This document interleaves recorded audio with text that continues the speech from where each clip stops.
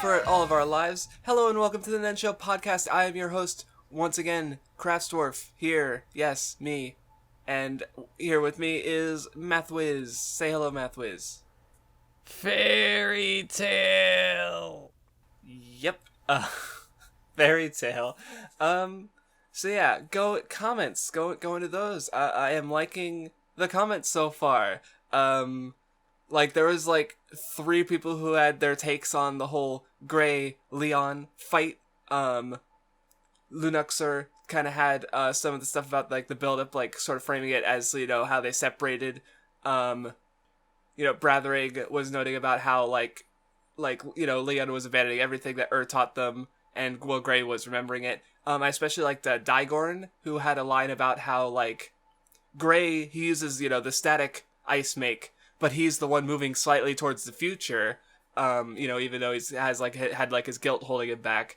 Whereas, Leon's the dynamic one, but he was fixated on one goal for 10 years. And I was like, oh yeah, I like that. So, I don't know, just good thoughts, following up on my, in a bit, one thing he also said was that I was focused too much on, movement as good, when, yeah, the fight, I kind of accounted for some of that, but I was trying to do too much, I guess, where it's because Lion was moving, but that, movement doesn't mean progress, I guess, so it was good. And you didn't have any comments, right? No, I read them all, and I just had, nothing to say in response. Very sad. Which sounds like a fairy tale reading. You had you had more to say last time, but, I don't know, it feels like compared to One Piece, you're saying less, which is understandable considering lack of investment. So anyway, I had a bunch, so, oh, this was interesting. Donna James had an issue with the Lucy Sherry fight, where basically arguing that Lucy's forced gate closure was comparable to Sherry's doll control thing, and that she's sort of forcing her will onto others. I had a thought about that, but I was wondering if you had something to say. I don't know. Okay, I tried to lead you in, but no, it's fine. So I guess my take on it is I think yeah, there is it is forcing her will onto others, but you could argue that this is fairy tale. It would be thematically consistent, reasonably to say, even if you don't agree with it, which I definitely morally I'm kind of but I also had some issues with the Lamia scale guys kind of getting off free for attempting to murder a village. So it's literally have the good intent outweighs negative actions possibly. Though I will also point out that during this reading we got a little bit more info into the celestial spirits, and we even had a celestial spirit who was strong enough that he couldn't be forced gate closed. In this, I guess to compare, it's Sherry's controlling Taurus deliberately to hurt Lucy. You had the stripping scene, which was a little yikes, but at the same time, ultimately, she was controlling for to what's the word, shit, why can't I think of words right now? At the expense of others. She was hurting people, where Lucy was trying to keep Taurus out of that, saving him more or less. So, which goes back to the intent thing, and in a certain emergency situation, later we see with Ares and Leo.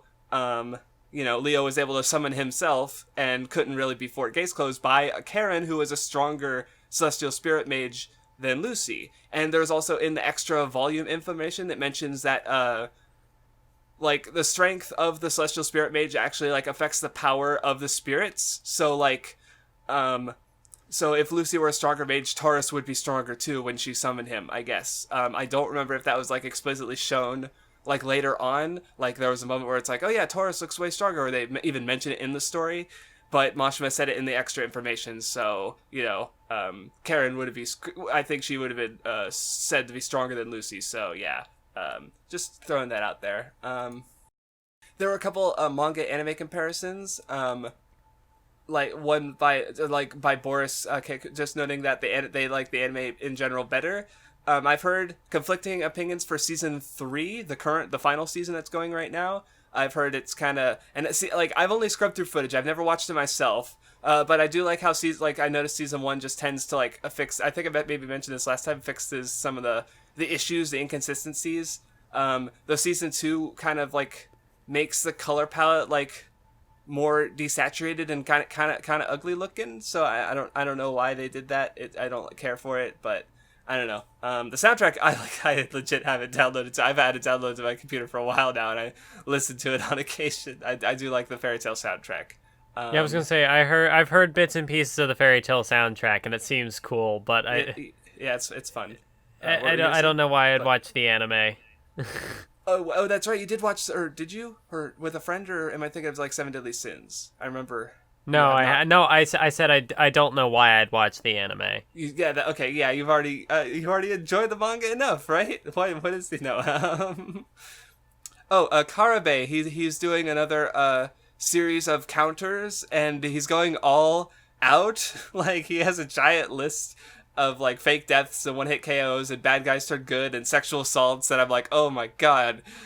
So that's gonna be interesting to see when we get to the end. I know, like, some of the stuff keeping track of isn't like inherently a bad thing. Some of it is like, it's good to keep track of some of it, because like in particular, like the sexual assault stuff, to me, like, if it was just like an isolated thing, it wouldn't matter as much. But even like, it's just to show like how little things kind of add up, and it's like, okay, in the bigger picture, this is a little right, because like how I'd sort of divide it, because I feel like there's moments where it's like more meaningful compared to others, where like in the Sherry fight, like what did Taurus assaulting, being controlled to assault Lucy, what did that affect for the fight? Like how did that add to the fight? And I would struggle to come up with something compared to some of the earlier moments where, it was like Lucy was weak, trying to leverage this as weapon, and she was sort of challenged on that, where I would argue that's more meaningful. So it's like there's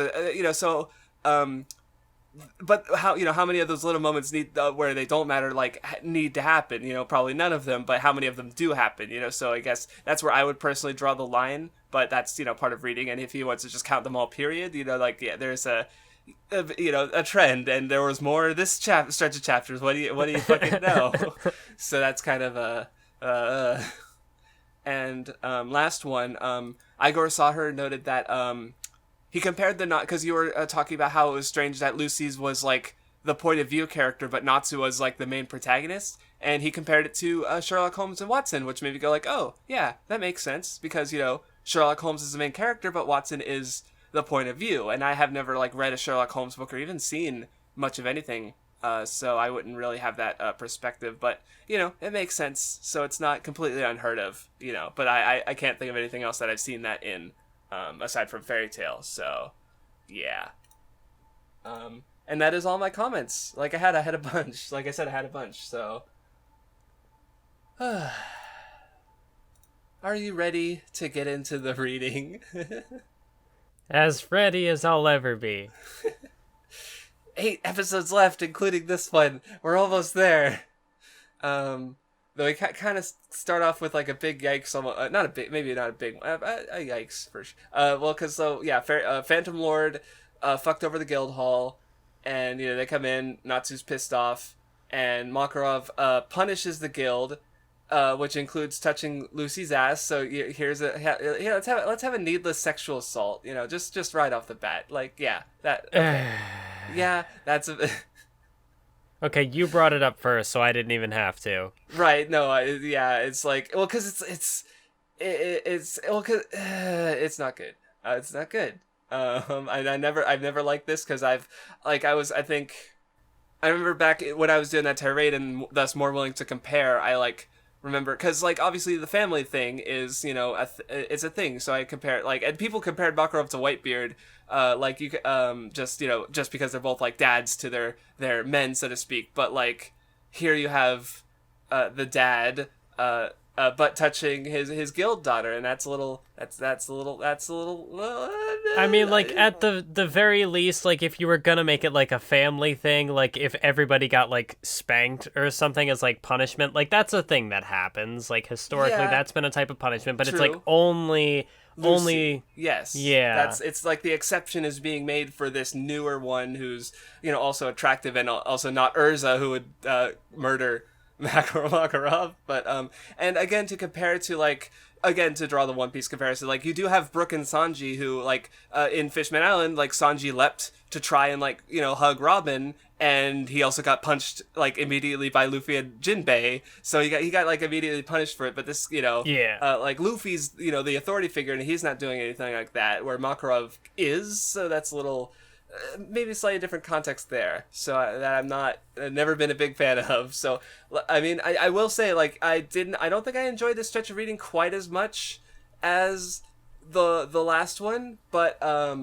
like Phantom Lord is probably like my second least favorite arc. I don't know where I would put the Tower of Heaven quite yet, but I did not like dislike them outright, which is especially interesting because even when I first read Fairy Tail, like I legitimately enjoyed it, but the Tower of Heaven was kind of like an iffy part for me. Like I was like, I'm not too big on this arc, but I like the arc after that. And then the arc after that was when Fairy Tail finally broke me, but we'll get to that next time. That's when like even my young high school self was like, okay, yeah, this is not good. So I'm really curious to get back to that one and see what I have to take away from it.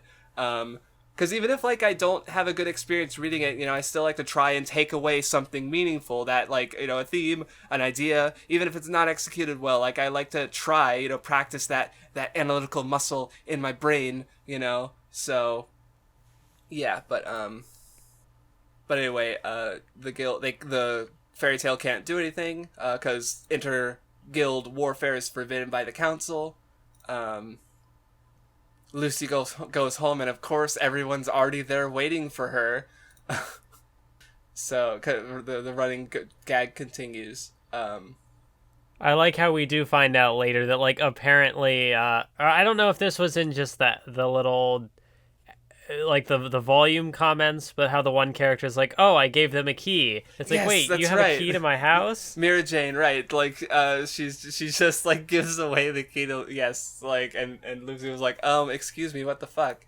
That was pretty goofy. And a more weird moment from these little interactions is you have like the joke with Urza saying, hey, let's bathe together, like when we were kids, and I don't know, it's just like, because I'm thinking, and later we get like a gray Urza flashback, and this is where we're starting to get to like more context of Urza as a child with the others in the guild, and I'm playing that against her introduction where like Natsu and Gray are afraid of her. Like that's completely gone away, pretty much. Like they're no longer afraid of her at all, by and large. Like even though like what just happened last time is, Natsu fought Urza, got his ass beat, but like no, there's no more fear towards her really. So.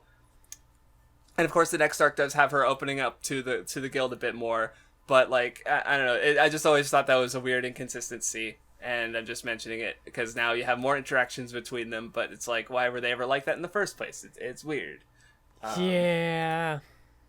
But yeah, they talk about Phantom Lord. They build up the hype. They got the Wizard Saint Jose. They got the Element 4. They got Gajeel. Who we become very familiar with, all of them. And they like, I guess the thing is that guilds have different standards for S-class mages, because they built that up last time, and like these guys are, capable. Like they're like, oh wow, they're all on the level like Urza and Laxus and Mistogon, but then like who ends up beating them? Like Juvia gets beaten by Gray. Like they're not S-class mages, but like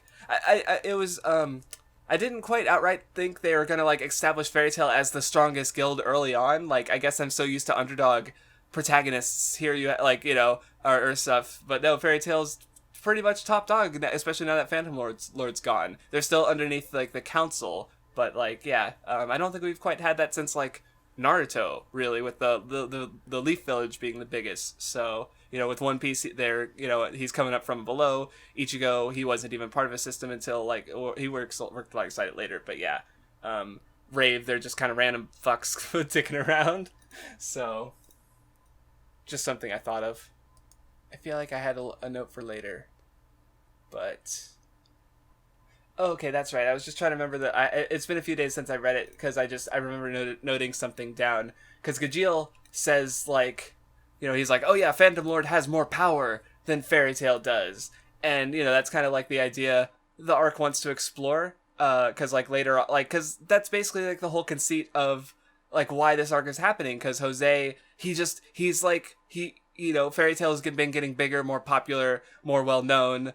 And, so he wants Phantom Lord to continue being top dog. So, now he's like, so he like ends up taking these actions against Fairy Tail to like, because, he doesn't want his seat of power like threatened. And he's continually like grabbing for more, like, consume, like he's trying to like, he does the Lucy thing specifically because he wants the Heartfilia wealth connections to, better, affirm his seat of power. So he kind of gets like, consumed by that. And Gajeel kind of brings up the power thing, like, right out when he says, like, what's so great about Fairy Tail? We're stronger. And it's like, yep, there's the theme. So I just noted it first, and I was thinking about it as I read. And then we've come to find out that, finally, they didn't just attack a building. Levi and her friends Jet and Joy got crucified by Gajeel. Okay, I'm gonna ask a question here because I don't know if my memory is just shot. Were we introduced to these characters before this happened? No, they were background characters, and we got like the sort of like the flashback was like the context in how they were known. Okay, that's what I thought. Yes, I had kind of bitched about it in the tirade, though now I'm kind of like rethinking my stance because it's like, yeah, I even kind of think I acknowledged that it was kind of an impossible problem because like my issue was like, oh, we don't know about these guys. Why are we supposed to care? But like, but like it's kind of an impossible problem because it's like, if we got the flashback before that, it's like, oh, something's death flags, something's obviously going to happen to these guys. So we would have had it gotten like way earlier for like no reason. And like, I think, like, the fact that there are relatively unknown but like the guild still go like to the audience, but like obviously to the guild members, their family, like even Lucy, the newest one, has like this meaningful connection with Levi because she likes to read and Lucy writes. So and the reaction, like, I guess, again, it is pretty comparable to, like, Makarov and Whitebeard, where they're so defensive for their family, where it's like, like, because that was a big thing in the war. Squard was like, oh, you're showing favoritism to Ace, and Whitebeard was like, no, I'm not. And here you sort of have, I guess, the inverse, where Levi's kind of like the minor one being victimized, and here you have Makarov going all fucking out. Like, they don't talk to the council, they don't do shit, they bust down the doors of Phantom Lord and go to fuck shit up. Like, it doesn't matter that they're a minor, to the audience especially, they're a minor character. Like, that's arbitrary. Fairy Tail is going to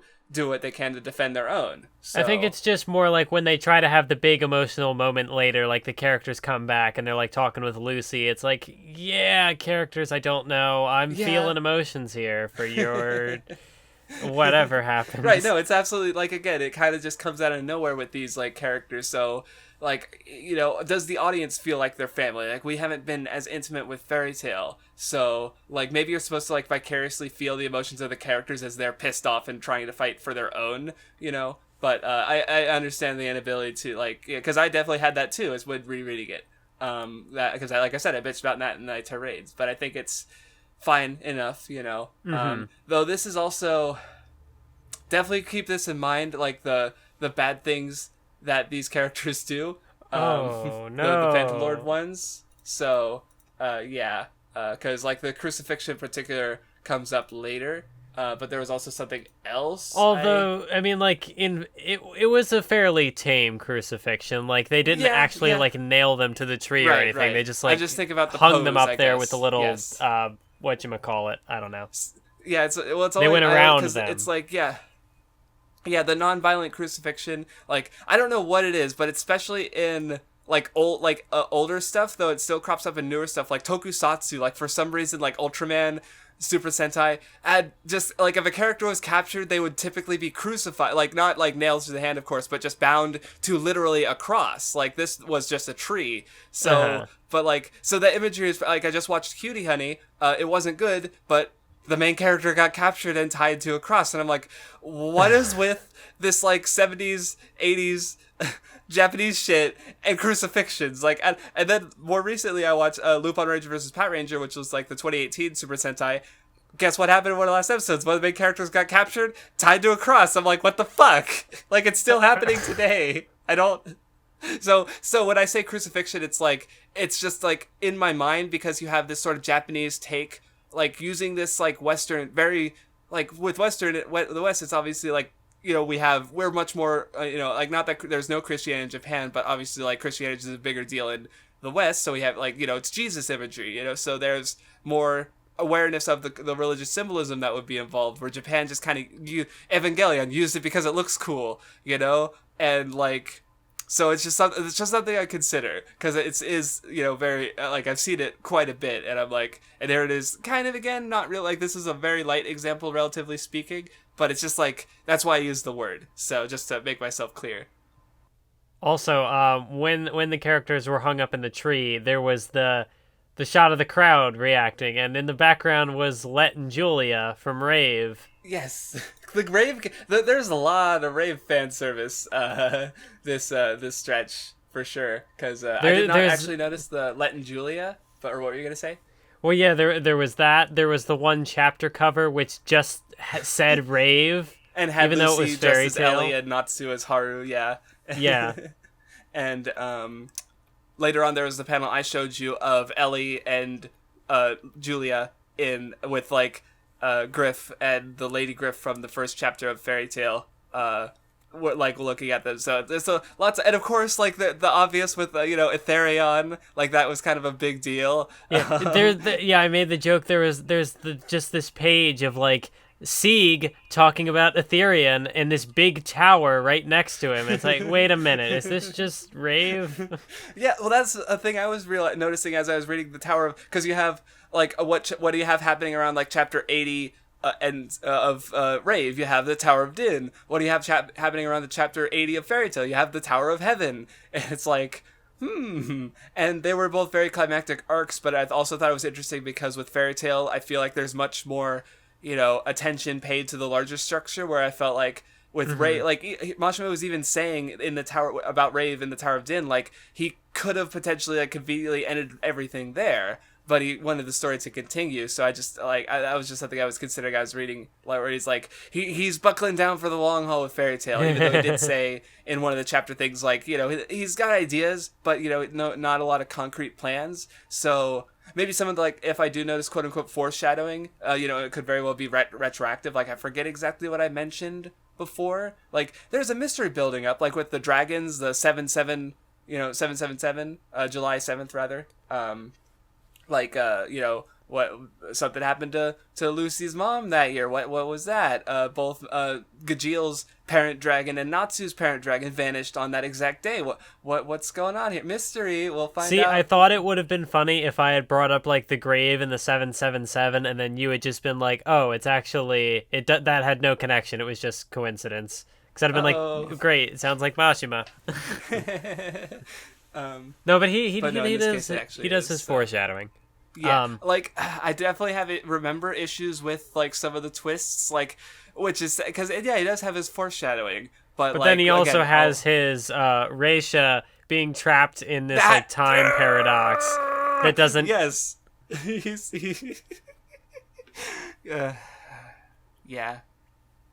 yeah, and Fairy Tail has equivalents, plural. I don't know. Oh no.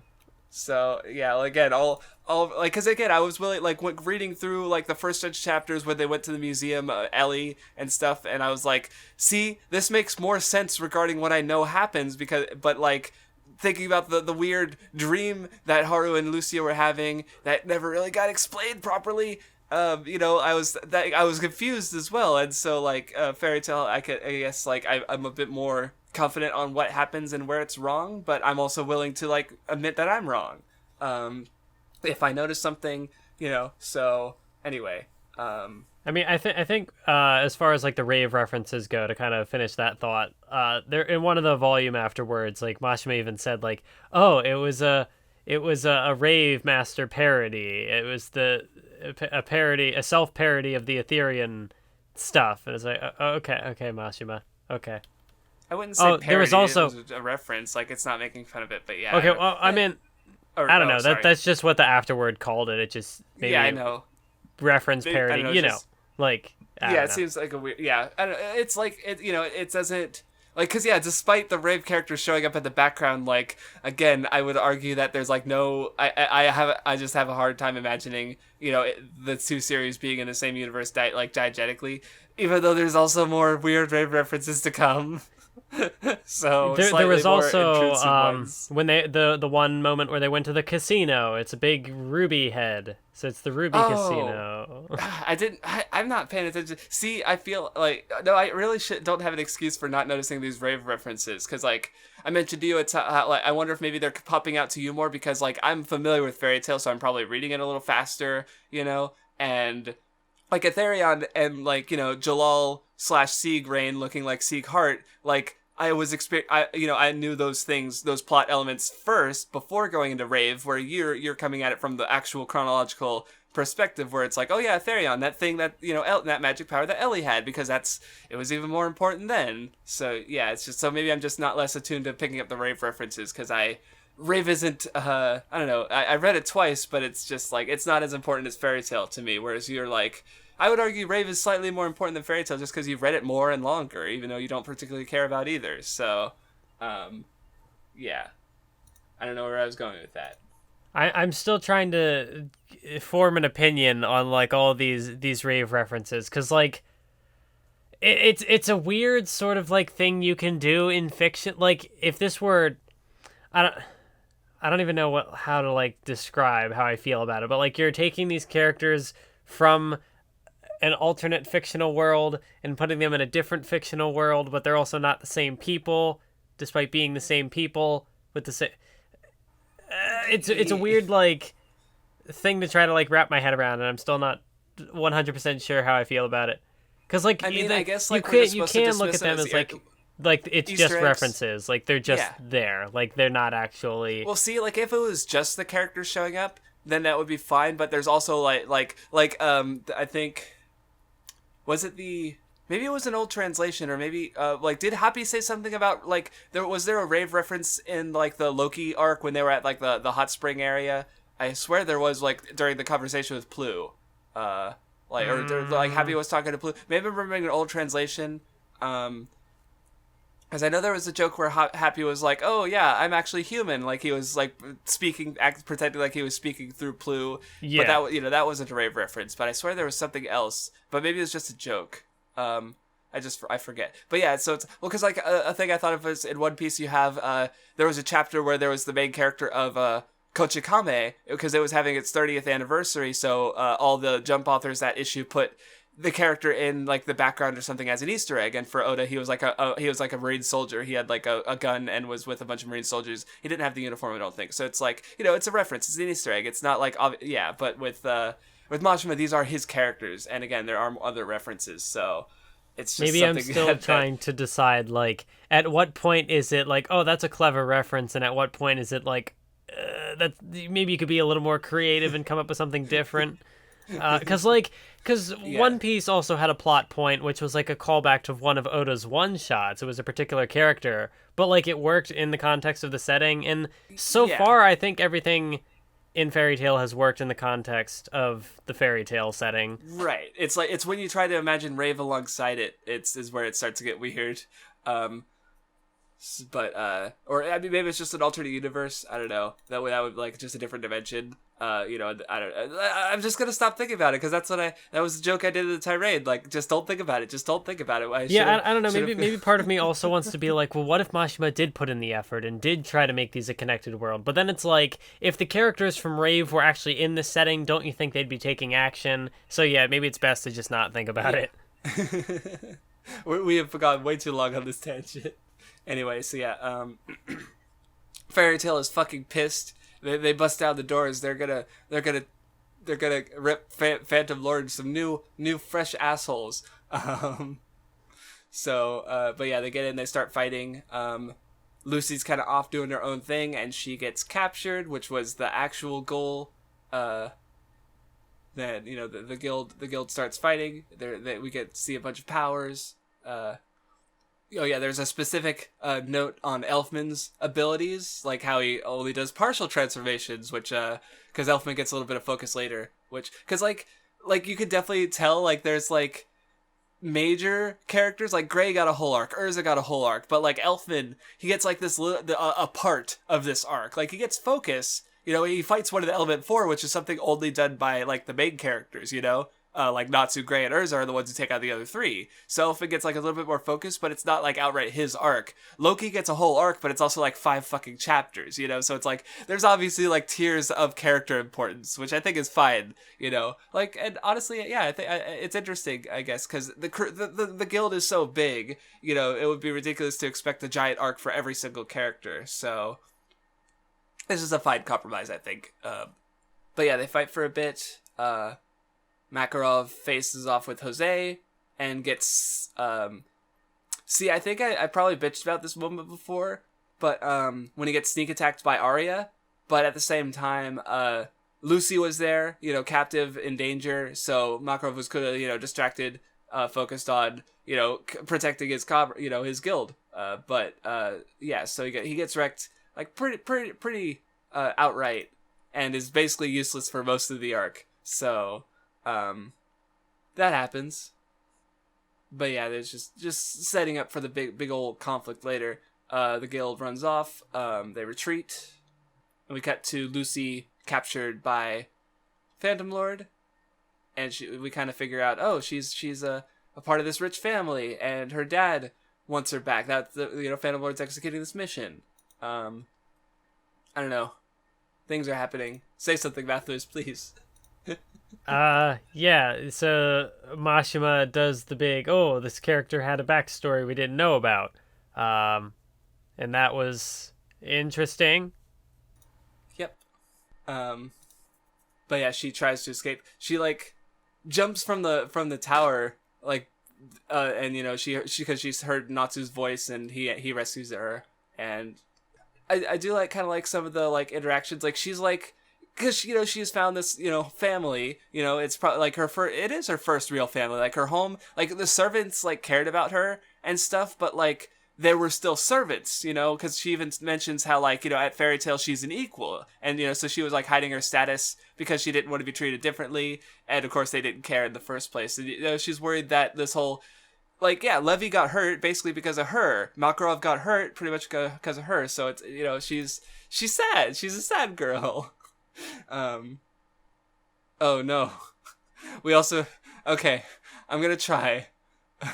God, this name is like the most difficult to pronounce name of Porliusika. Okay, was that it? I don't know. The healer lady who hates humans. I'm just like the name is just like I have an flashbacks and or I'm sorry. I'm so useless. I can't even say words. I don't know.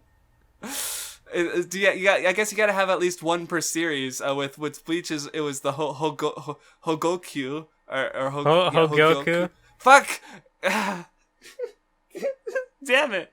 Naruto was pretty easy actually. It was. I'm just like just having flashbacks now to all the names that I'm trying to pronounce. Like I know I'm gonna pronounce Fairy Tail names wrong because I never watched I had this problem in the Tirade too, because there's a character later called like Mavis, who I pronounced Mavis because like I read Mavis, Mavis, right? No. Or maybe I'm getting it backwards. I don't know. I never watched it, so I don't have.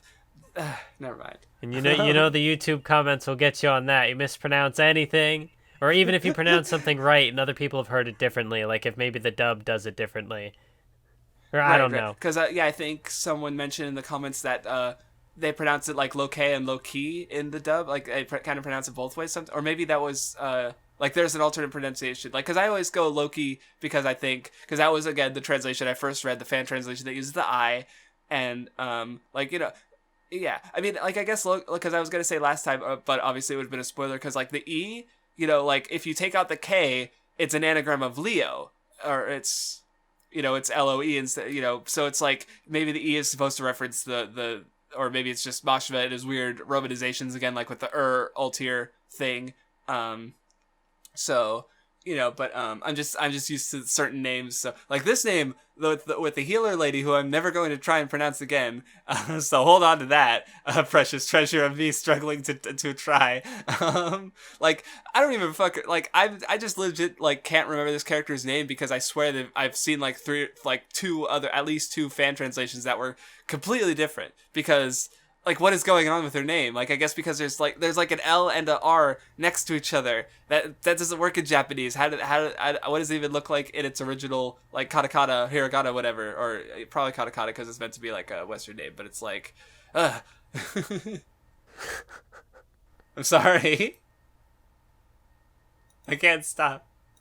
I was gonna say, you mentioned anagrams earlier, and I'm like, you know what? That wouldn't surprise me, because we know how Mashima likes his anagrams. Yeah, Silver Ray. What was the other one? I forget. But yeah. But anyway, the healer says that Makarov might die because of the magic drain. And yep, but that doesn't happen, obviously. Makarov gets so many death flags. So poor the old guy. I guess it's necessary, or it's just inevitable. But anyway, back to the guild. We get Lucy, being anxious about her whole connection and the problems it's causing. And of course, yeah, this is your home. Like, Natsu's like, you're Lucy a fairy, so this is your home. And Lucy gets all teary-eyed, and she's good. Lucy's still good. I wish she wasn't a victim of so much sexual assault. Some of it is meaningful, but like, she's good. That's not her fault. She's a good girl. I'm just remembering, I don't remember when it happened in the stretch chapters, but now I'm just remembering the one time they were at the guild, and Gray had made some sort of comment, and she's like, oh, spare me your casual sexual harassment. And then, like, Happy just outright, like, says something, and she's like, I didn't mean to do it blatantly. Yes, I don't remember the exact context of the conversation, but yeah, that happened. And, speaking of that, we get a bit with Laxus, who's, he's not, I don't know, he's saying like, hey, Mary Jane, strip for me and maybe I'll come to help you, or the guild, or like, he's being a piece of shit, like, just, yeah, like, it is like kind of an easy shorthand for like, oh yeah, this guy's bad. It's just, they're garbage towards women, so that's a very Mashima thing, like, because like with like the one dog guy who fought Julia in that one fight, like that at least mattered towards the fight, and yeah, but with like Ogre in the from the Oni alliance, he's like no, if we're gonna write a bad guy, let's make him super bad and give them all the bad traits. Yeah, so it's it's cheap, like so like I definitely like, because people have been like Sword Art Online for the same thing, and it's like narratively, it's like I'd rather it be if they were gonna have that specific trait, let it be meaningful, not just like, oh, this guy's bad. And like, I'll be honest with Laxus, this aspect of his character doesn't really come up again. Like, it's not like a common thing. He's just being a dick. Like, so yeah, whatever. Oh, but we do get it dropped that Mara Jane is an S-class wizard, so she was also she is, but it's like she's not as capable anymore, as we find out a bit more later during the fighting. But anyway, as they're doing their plans, Phantom Lord comes to attack, as in literally the guild building is a robot. Fairy Tail was a mech anime the entire time. So yeah, they fire the cannon. Urza blocks it with her super defensive armor. Phantom Lord makes their demands. They have 15 minutes. I saw a fun translation of this line from the anime where he's like, quiver in fear for 15 minutes while our gun and it's just like, something about that's funny, because it's like you have 15 minutes to quiver in fear. That's a long time, dude. Actually, I will say, like, this isn't really like a Namek situation. Like, the 15 minutes goes in like 2 chapters. I was actually pretty surprised, like, comparing that to like... None of that 5 minutes equals 10, 15 chapters. Exactly, right. It was a very... expedited time limit, and so that was because Natsu like basically did his whole fight in 15 minutes, which is fairly, I suppose, fairly reasonable for an action superpower. But compare that to Dragon Ball, where it's like he's got these characters who are.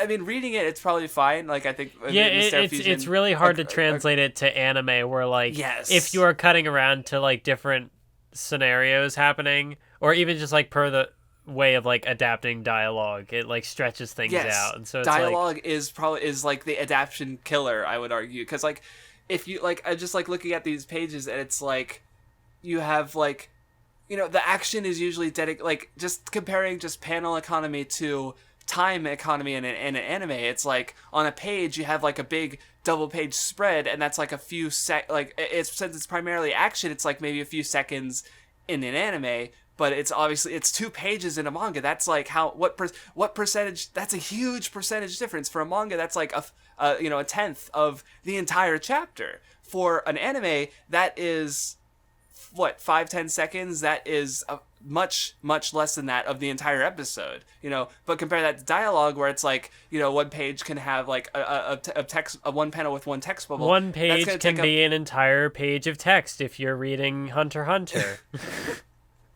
Right, so that's gonna take way more time in an anime episode than it would the 2-page spread of a cool action shot. They could be the same chapter, they could be following each other, but like, and so like, like obviously the time reading spent is going to be a little different, because those text bubbles are going to slow down your reading speed, but you can also read at your own pace. Whereas anime, you're kind of enslaved to the pace of the anime. So it's just something I've always considered with that, and it's probably like, and it's obviously going to be a big deal with adaptations too, because that's like possibly one of the most important things to consider.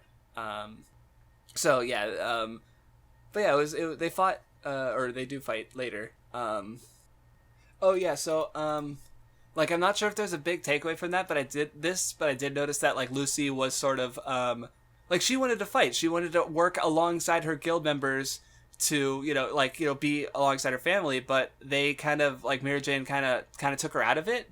And, I don't know, it's like... That kind of happened twice, because, like, when they originally attacked the Phantom Lord Guild, they just kind of, like, left her behind, and then that's how she got captured in the first place.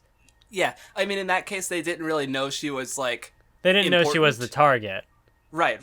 That happened. So this was them deliberately, like, keeping her out of the fighting, because, for her safety, which doesn't really turn out, because she does get captured again, and, and, like, Jose, like, immediately, like, you're not Lucy, pretender, and Mary Jane's like, well, shit.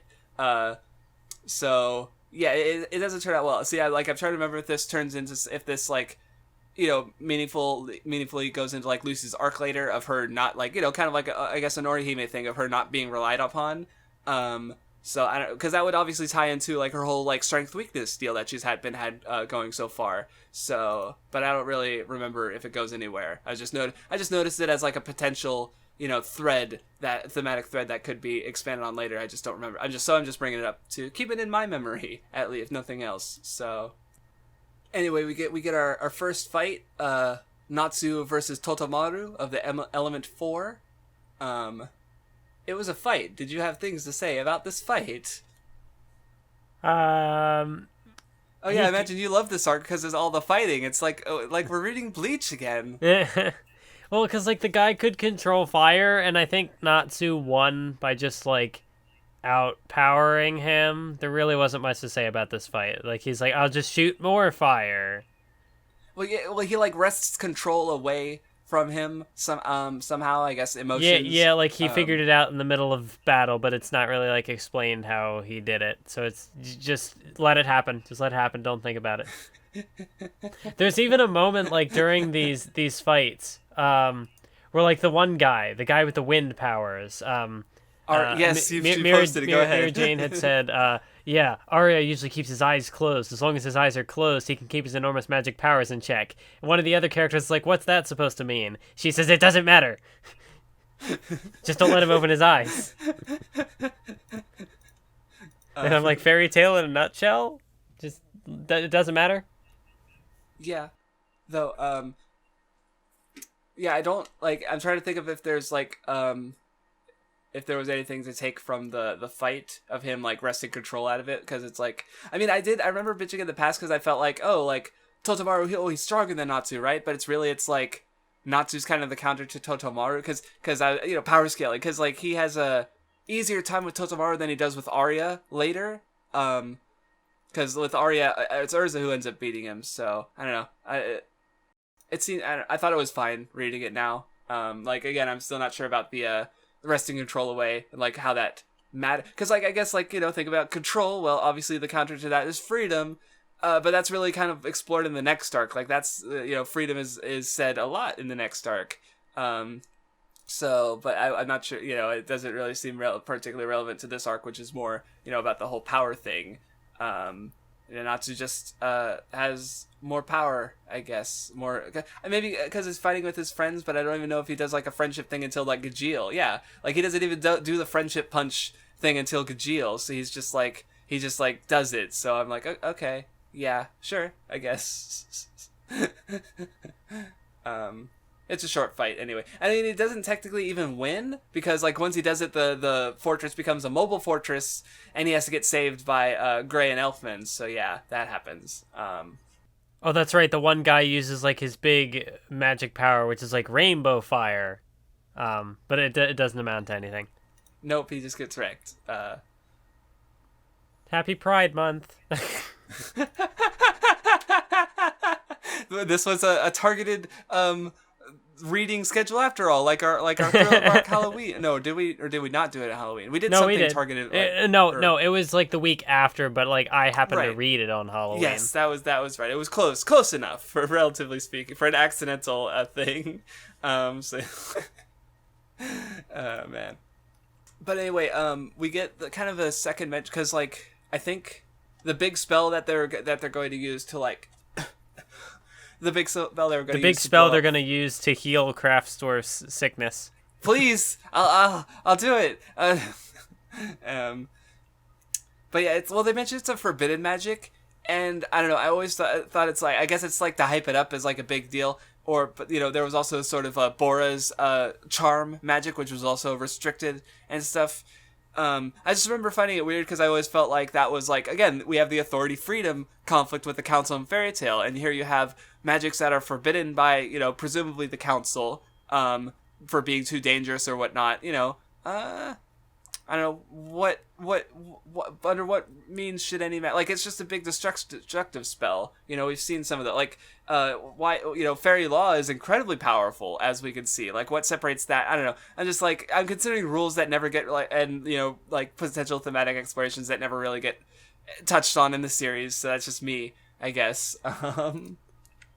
Like with lost magics, because that kind of like, because Dragon Slayer is, I guess, considered a lost magic, because it's not commonly like, you can't just pick up a book and learn Dragon Slayer magic, and there are more lost magics later. You know, that's different. But I just always considered like, oh yeah, forbidden magic. Well, because like Fairy Tail, like Makara even says like magic is nature. Like, how can you just ban magic? Are you just gonna ban nature? Sorry, no more bears.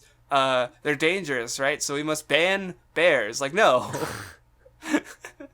So it's just something that could have been touched on that never was. So, oh well. Bartholomew Kuma, I'm sorry, but you gotta go. No bears. Banned. And he's like, oh, okay. There, we just solved Kuma's backstory in this Fairy Tail podcast for some reason. The government wanted to ban bears, and he's like, no. And then he became a revolutionary. Gotcha. Okay. Anyway, on to the next fight. Mary Jane gets grabbed by the mech, the Phantom Lord castle, and Elfman goes to the rescue, and we get some backstory.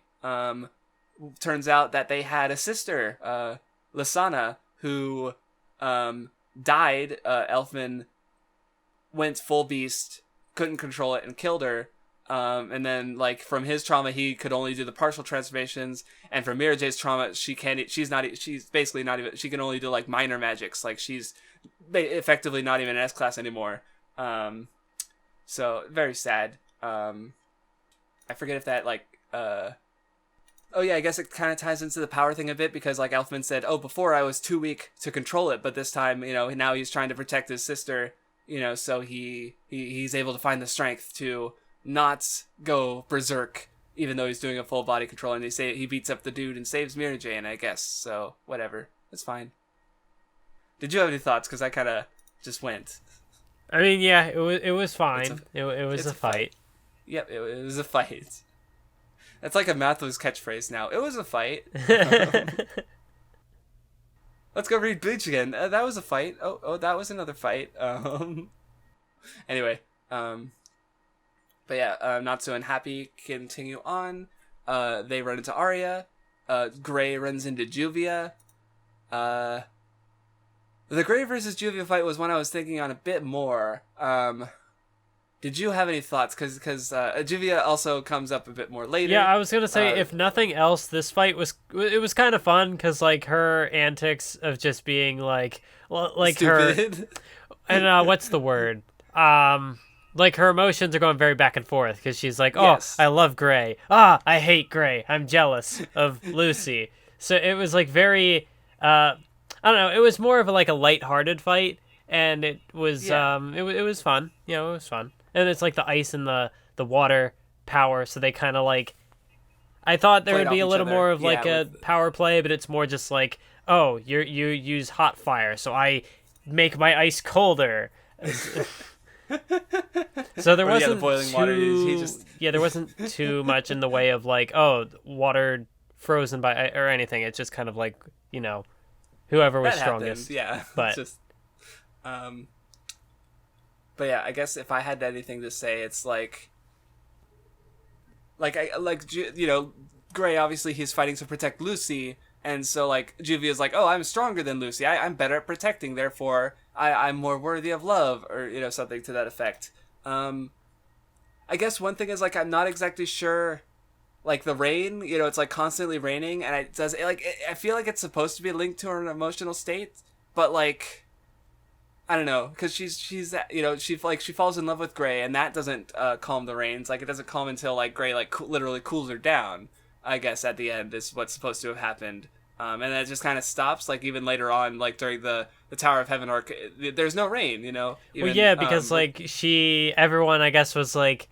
No one liked her because like she always brought rain with her for some reason. Yes. And so like if she'd go on date, like there was the one flashback where the guy is like, I can't take you to the beach or anything because it's always raining when you're there. So she rains on everybody's parade. That guy, by the way, I don't know if you noticed, but it looked like it was Bora from Chapter 1, the salamander, the fake salamander. Yeah, I don't think it's just a little detail, but it's like, that looks like him. So interesting. But it's probably got mentioned at one of the end volume things, but yeah, I guess my issue with it is I'm not sure I haven't analyzed Juvia's character deeply enough. I'm just not exactly sure like what causes the rain and what like because at the end you do have like Gray, you know, he like you know, he overpowered her. And yeah, I guess, you know, because at the end he was he was fighting to protect Lucy, but he's like, oh yeah, the rain's gone, and he's like paying more attention to her. He's like, you know, you want to go another round, and she dies of love. So I don't know. I don't know why is Gray the hardest character for me to parse. Like last time we were going on about the Leon fight for a while, and now I'm like, but maybe it's because ice is just like a really and water. You know, these are things that are just easy to weave into some kind of symbolic motif, and I'm just considering all the possibilities and trying to play that with the context of the actual fight. And I don't know, but I haven't put up enough thought to figure it out, I guess. And maybe I'll have to think about Juvia's later characterization. I don't know. I'm done. I'm lost. So anyway, moving right along. Natsu fights Arya. Oh, there was something specified where it's like Arya's powers actually work better against stronger mages. So it's like, with Natsu, he doesn't like immediately take him out, and also Natsu's not distracted by, you know, like Lucy being immediately in harm's way, and you know, Ursa kind of manages just fine too, because they're not as strong as Makarov, I suppose. So yeah, but yeah, she comes in and he's got the eye thing that just somehow makes him stronger. But yeah, I'm not sure. She like immediately fucking destroys him too. Like, did you have a thought about that? Because she's like weakened from the laser still. Yeah. And she just fucking one shots the fucking Arya of the Element 4. It's because it's Urza. I don't know. Like I'm in the like I have the perspective of like, okay, I didn't really care for this character much anyway, so like he gets one shot, that's fine by me. The fighting's over in this case. But then at the same time, like maybe there was more potential to like themes that we could have gotten out of this guy, but I don't know. Yeah, like she was mad, because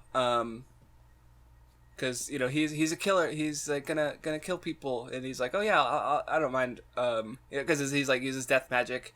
And it just kind of gets more of an indifferent reaction for me, because I'm not like, oh yeah, that was so good, or that was a great decision, like, oh, that was such a terrible decision, and here are the reasons why. I'm just kind of like, it happened in next thing. There's not much. I didn't get much out of it either. Like I was trying. But yeah, Urza. It's Urza because it's Urza. She wins. But anyway, Gajeel tracks down Lucy through scent because he's a dragon slayer, so he sort of has this similar abilities as Natsu. Just with iron, he just eats and breathes iron instead of fire. Speaking of Gajeel, and more on the topic of like sexual harassment, even though like Lucy wasn't there, I like the part. Well, and I'm being like ironic when I say I liked the part where he said that like, oh, she was the one with like the big boobs, right? And I'm like, yes, the one character in Fairy Tail with the big chest. There are no other girls in Fairy Tail that have. What a defining feature! Yeah, it's weird that they just focus the on Lucy one with character that. who has. Like right. That's like a Mashima trademark that like most of the female characters have a big chest, but like no, Lucy in particular. I don't know. Yeah, it's because like Kana is obviously there. Like Urza at least hides it a lot of the times, so I could see her not being the first like thought. Vamira is in the guild. Levy, she starts out like that a bit, but it kind of shrinks down later. Art-wise, and yeah, of course, so it's weird to specify Lucy specifically. True, this is true. But anyway, Urza's weakened, still. She tells Natsu to fight on. Makarov wakes up. Jose enters the battle. It's funny, like, Urza's weakened. She just fought Arya and got her magic drained, and she's still able to like fight like toe to toe with one of the fucking like 10 saint wizards. For a fair like she can't like. I'm just like fucking Urza. Yeah, she is too strong. I don't like the strongest. Like Jesus fucking Christ. I'm not gonna power scale, but I'm just taking note of that because it doesn't stop either. Urza is always Urza. Because there's even a bit later that comes up that's of note. I'm not gonna power scale, but she could beat Goku in a fight. Well, yeah, of course. Goku's not Urza. Wait, no, sorry, that's narrative intent. You can't just use the Urza card. Oh, man. Again, we mentioned before, we have no like issue with power scaling, but like the specific terminology they have and the ways they, like it's just so it's unusual and interesting. So yeah, I just thought I'd bring that up. No, yeah, it's easy to make fun of, but like I said, I think in my last video, like I even kind of did power scaling a bit myself for like narrative reasons, like mental health training arcs. Yeah, and like obviously there's a value to verisimilitude, and if like though of course I feel like meaning is most important, and because verisimilitude can be meaning. So yeah, like and so yeah, if there's like if there's a reason for Urza to be strong, sure. I mean yeah, she wins the fight and then she fights the Guildmaster. Okay, yeah, sure, I guess whatever. It's like people saying the power of friendship is bad. Although, like, that has been funny because, like, I seem to remember, like, people saying, like, oh, Fairy Tail's big power of friendship. And it's, like, Fairy Tail would be one of the series where, like, that's a negative thing for some reason. But, like, so far I haven't had any issues with it. Like, like, yeah, this happens. Like, I've seen other stories do this. Like, it makes sense. Right, like I don't know where I got that have perception from, but yeah, I don't mind it. Like, because here you have Lucy, she's captured, but she's like, oh yeah, Fairy Tail's the most, the most frightening guild, where you kind of get the whole ass, like, yeah, Phantom Lord's supposed to be stronger, but if Fairy Tail's, pissed off and fighting for its friends, they're the strongest. Like, they completely overpower Phantom Lord, even though Phantom Lord's supposed to have more S-class mages and such, but no, like, Fairy Tail wins. Like, Fairy Tail doesn't even need, they're missing literally 3-4, if you count Mirror Jane, S-class mages, and they still completely defeat Phantom Lord. Like, so, yeah, the wilt, their burning friendship punches are too strong. And yeah, Natsu finds Lucy the same way, with the nose, and he gets his fight against Gajeel. Did you have any thoughts on this one? Because I do think Gajeel's fighting style is cool. Like, I like how he just summons metal shit. It's neat. And I like how he kind of gets, like, the metal, like, the scales on his face, like, the dry. I like Gajeel, his design and stuff. Gajeel is pretty cool. Like, so the way, I don't know, like, when Musica had, like, the little, like, eye piercings or whatever they are. Oh yeah. It was just like I guess. it was like a design quirk. I don't know what it really meant, but like with Gajeel, like, he is like a steel boy, so it kind of like makes sense that, I don't know, it like it makes a bit, works. Yeah. I don't know. Yeah, I guess like you could say with Musica, it's punk, and Rave was all about that punk kind of shit with its like just general the characters wear bling, evil jewelry.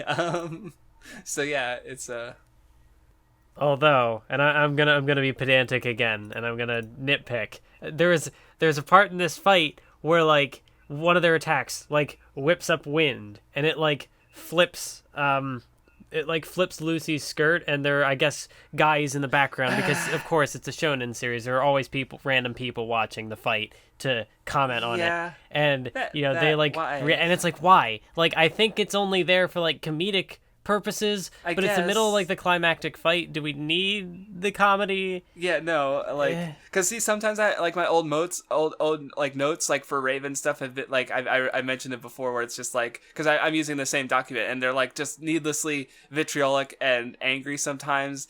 But then sometimes there's just like like the stuff like where stuff I still agree with it, because yeah, that's like, it is like right in the middle of the climactic fight. It doesn't matter. It's just a gag thing, and it's just like,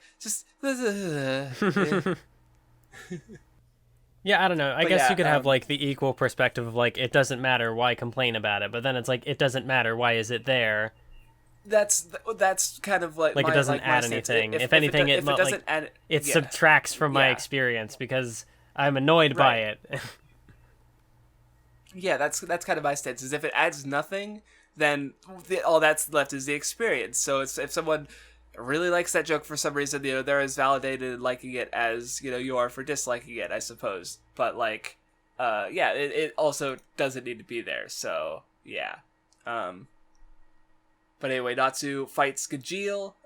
Pretty simple conflict, all things considered, considering the characters are very different. There was the one part where he like breathes iron or whatever, and it's like, how? It's like, I guess it's like supposed to be a windstorm with like shrapnel. No, yeah, like it was a cool attack, but also at the same time, it's just like, how do you breathe a solid?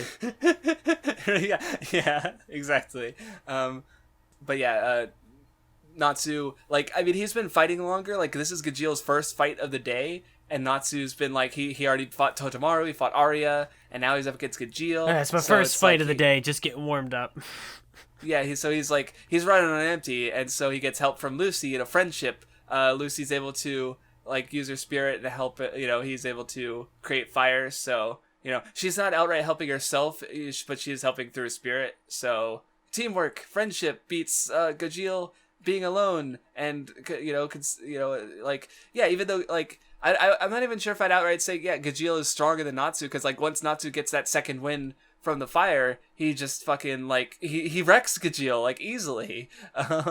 So Gajeel's power, was just, like, Natsu was just weakened, and then Lucy helped him get the full, and rest in peace, Gajeel. He got fucking destroyed. Yeah, Lucy got to do something. The running joke is that she's useless, but she does get to do stuff. Yeah. I kind of feel a little bad for Lucy, because like there are all these points where she's like, I'm the weakest, and she's like self-deprecating. She's like, oh no, I can't fight this person, you do it. But like, I don't know, she has her moments. Yeah, and she's also getting like beaten up and captured a lot, which is sad. Yeah. And stripped. That doesn't need to happen, but it does. It keeps happening. Mashima, excuse me. But anyway, Jose is fighting Urza. This is the part where Urza's like, yeah, Lucy's just another wizard. It doesn't matter that she's the daughter of this special family. But then Urza's about to get defeated. Makarov comes in and yep, he's there to finish the fight. There is a little bit with Mistogan, who comes in with all the he's taken out all these side branch guilds of Phantom Lord. Which is, I just imagined, they're just fucking chilling, minding their own fucking business. They don't know what the fuck's going on with Phantom Lord and Fairy Tail. This has happened within the course of maybe a day or two, at 2 days at absolute most. So they're just they don't know what's going on. And then this fucking fucker just comes in, destroys them all, and takes the flag. And they're just like, what the fuck just happened? What do we do? I don't know. I just had the mental image because I thought about it. It's just funny to me. So, sorry for the tangent. But yeah, they held out long enough for Makarov to arrive, who uses fairy law. And here's kind of where I guess you get a difference, because Phantom Lord is kind of all about sort of just having overwhelming power, and they have no real standards or integrity about it. They're just evil pieces of shit who just want more power. They value all this strength, But Makarov, before he does fairy law, he gives them I'm supposed to give you to the count of 3 to give up, and he's legitimately trying to get Jose to just surrender. He bigs up, he looks fucking huge and intense, he's trying to be intimidating before he does this really powerful spell that completely destroys Jose's forces. So it's they protect their comrades. They'll give the enemy the chance to surrender. So they actually have standards and integrity to they're not just randomly free or powerful. They have purpose, I suppose. So there's a they're not just stronger. That's the important, because they are. Fairy Tail is the stronger guild, even though Phantom Lord was so desperate to try and keep hold of the power they had. And that the whole thing started because Jose was like, man, Fairy Tail's getting too big and popular and strong. We're supposed to be the strongest. I don't like this. I'm gonna use a rich daughter to haggle the family out of money, and also needlessly antagonize this other guild. So he's being a giant piece of shit. So yeah, just yep, that conflict resolution. Yeah. I just went off there again. I just can't stop myself. Did you have anything to say about fairy law in the final conflict? I'm not entirely sure what fairy law even did. They froze. He froze the guy. Is he alive? I don't. Yeah, all the characters are alive. It basically only. Yeah, I know it only goes after the people that the user targets as enemies, whatever that means. Right. So. Yeah, so, Fairy Tail Guild members and Innocents would be unharmed, but, Phantom Lord members, Jose, all the Shades, because, the Shades got blown apart. Jose just kind of gets fucked. I don't think he's, frozen because he's clearly, shivering and stuff. Arya, I guess, hit himself, because he's kind of, coming out of a wind cloud, so he didn't get targeted at all, because I'm just realizing that after Fairy Law dissipated, that's when Arya comes in to try and do another sneak attack on Makarov, who's now no longer distracted by Jose or Lucy, so he just fucking wrecks him. So I guess that's a thing, because Urza did one-shot him, but he did recover fairly quickly. So I will say that. So even though Urza is really strong, she still couldn't quite utterly defeat this guy. So but yeah, it's Fairy Tail. I guess Fairy Law just it blasts them. I don't know. We only see the effects on Jose and not any of the the mooks or anything. There's a Shades, but they just get they didn't exist in the first place. They were just magic constructions. So yeah, that's a good question. What does fairy law even do? I don't know, and I've read the manga twice. That's a because good it does get more sign. use. That's a really good sign. But yeah, the guild, they won, victory. They cheer. Natsu has this little conversation with Gajeel about their dragon dads, who went missing. Gajeel, the rival boy, will he be back? Seems like he'll be back. I mean, yeah, like antagonists becoming heroes is a thing, but we'll see what happens. Because I mean, like what happens with Juvia, so we'll see what about Gajeel. Like there's obviously like plot, like even if it's not as an ally, there's plot important stuff with Metallicana that probably isn't going to be ignored. So, but yeah, they go back to their guild hall. It's still destroyed. Levy and gang, even though they were hurt by Gajeel pretty much directly because of Lucy, like they're still like, yeah, no one blames you, Lucy. You're a member of Fairy Tail, and it's just, it's good. It's fine. It managed. Why is my opinion falling during this conversation? I said it's good. No, maybe that's too strong a word. So yeah, Phantom Lord. Yeah, I would still probably say it's probably like my second least favorite arc after like the Macau opener arc. Like, it's fine. But it's just kind of fighting. I had trouble. The main conflict basically works. The arc is not quite over that yet, so I didn't because the stuff after is a bit better, I'd say, though, with Lucy going to see her father. Yeah, that was probably the more interesting part of the arc, because like we get to learn a bit about Lucy and her upbringing, her family. Yeah, because I mean, as I've mentioned, she's the best of the characters, so. But yeah, she's sending letters to her mom, who's dead. So it's basically sort of functions as a diary, and she just leaves suddenly to go deal with her dad. And of course, the fairy tale characters that broke into her home again are all like, "Oh no, she's leaving us." But if she leaves, we'll never have a house to break into. I don't know.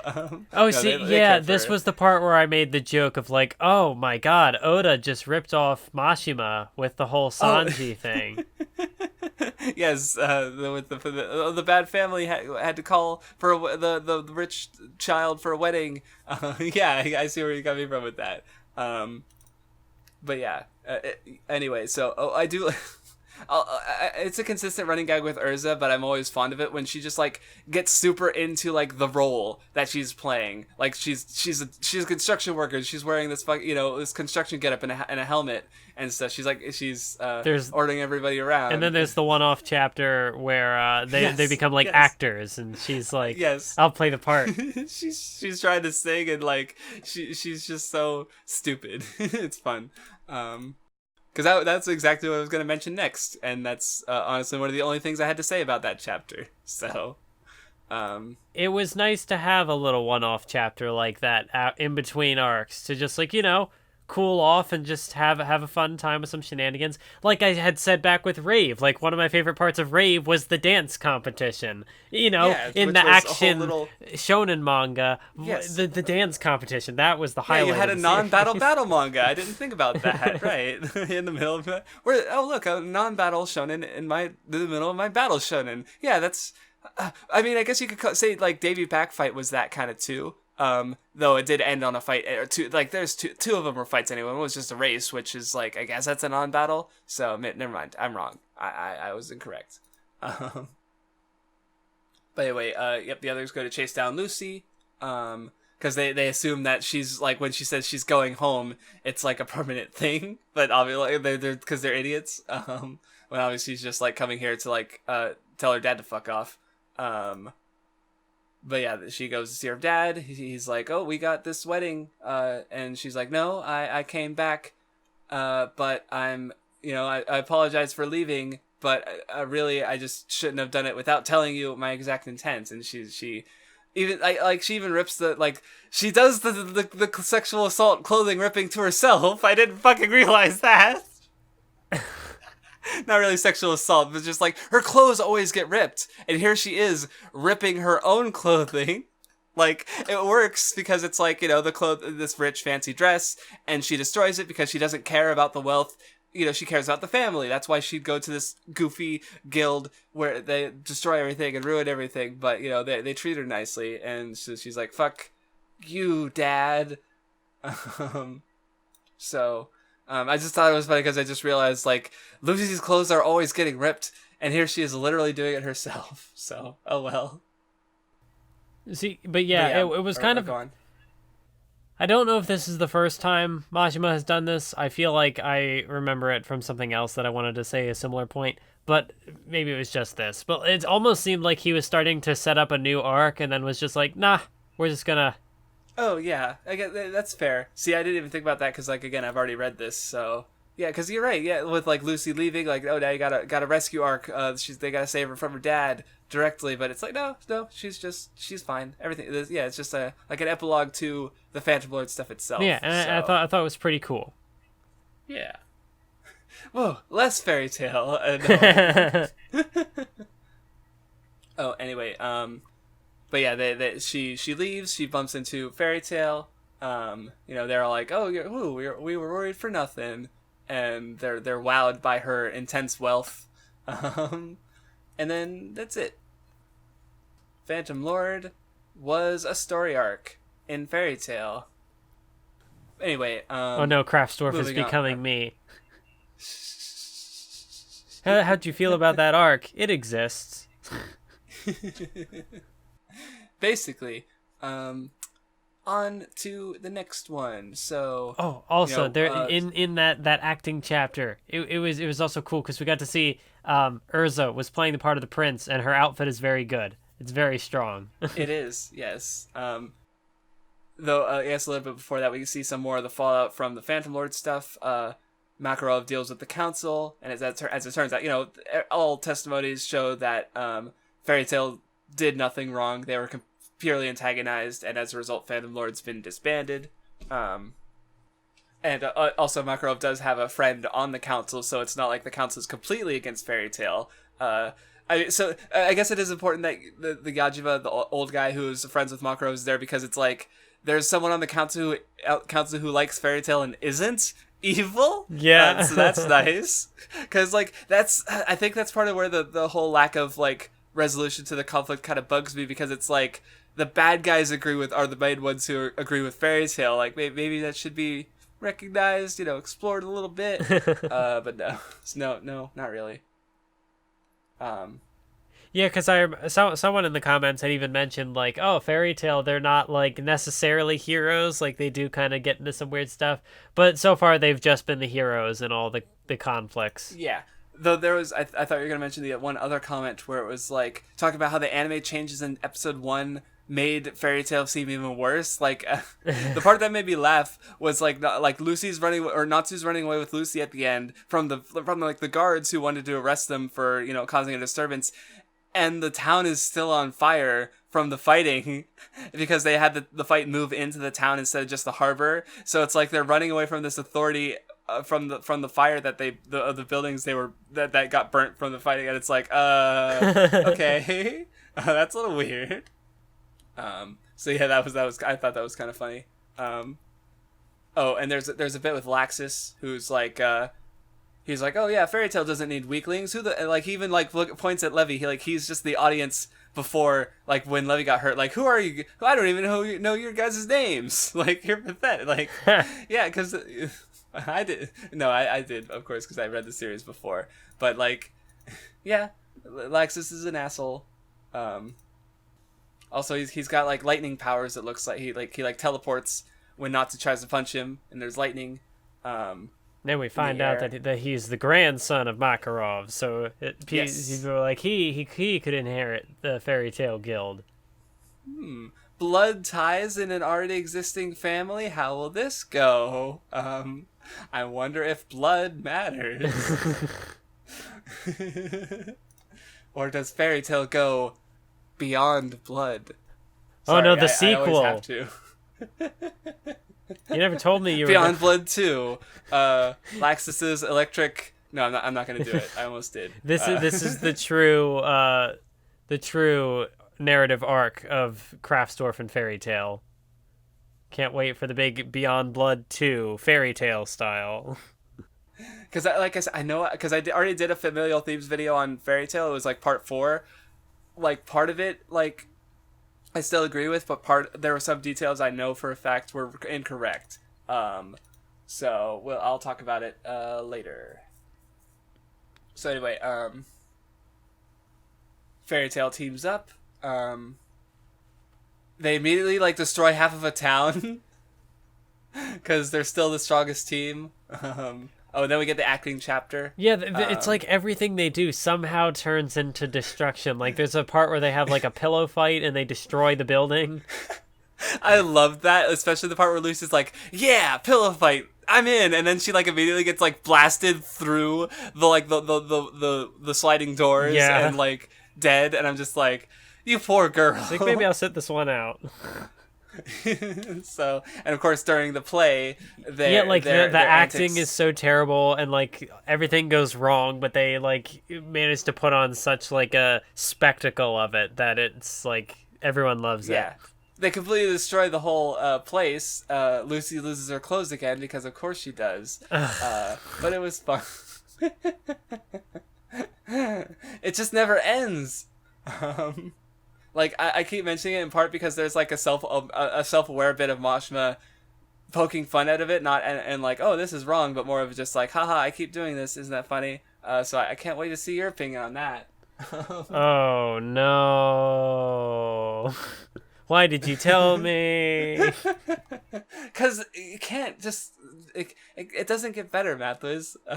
I mean, again, I'm going to try and give as much credit to the later Fairy Tail stuff as it is, but it's like the more context you have with Mashima, the more potential contradictions you get. Which is true of anything, but like most of the series we've read thus far, you know, like Rave had its issues, but you know, Naruto, Bleach, and One Piece, I would not say they were really like rife with contradiction, you know, like there were some weird head scratching moments. You know, Naruto's power system I still think is kind of weird. You know, side characters are yeah, but it's like, yeah, overall they're okay. With Mashima it's less okay. But yeah, they have the pillow fight. Lucy takes the opportunity to leave. Oh, that was the Rave Master reference. Happy is pretending like, oh, I'm a human, and Happy then mentions, I'm a servant of the hero who bears the sacred stone, the sacred Rave stone. Oh wow, I can't believe I didn't notice that one. Yeah, well, because that was even more explicit in the in fan translations, so I kind of almost skipped over it too. Like I was having trouble remembering it because like in the fan translations they lean even more into the Rave Master reference. But so it's like, which is also weird because it's like, yeah, it's just a weird like reference. So he's just like saying this weird thing that happens to be true in a different story. So yeah, no, we're not getting on the Rave Fairy Tale existence is Rave thing again. a story that exists within Fairy Tail? Because we know that Rave is a story that exists within Rave, apparently. Oh, that's right. The Hiro Mashima. How deep can the Mashima-ception go? Is Fairy Tail a story that exists within Fairy Tail that exists within Rave that exists within Fairy Tail?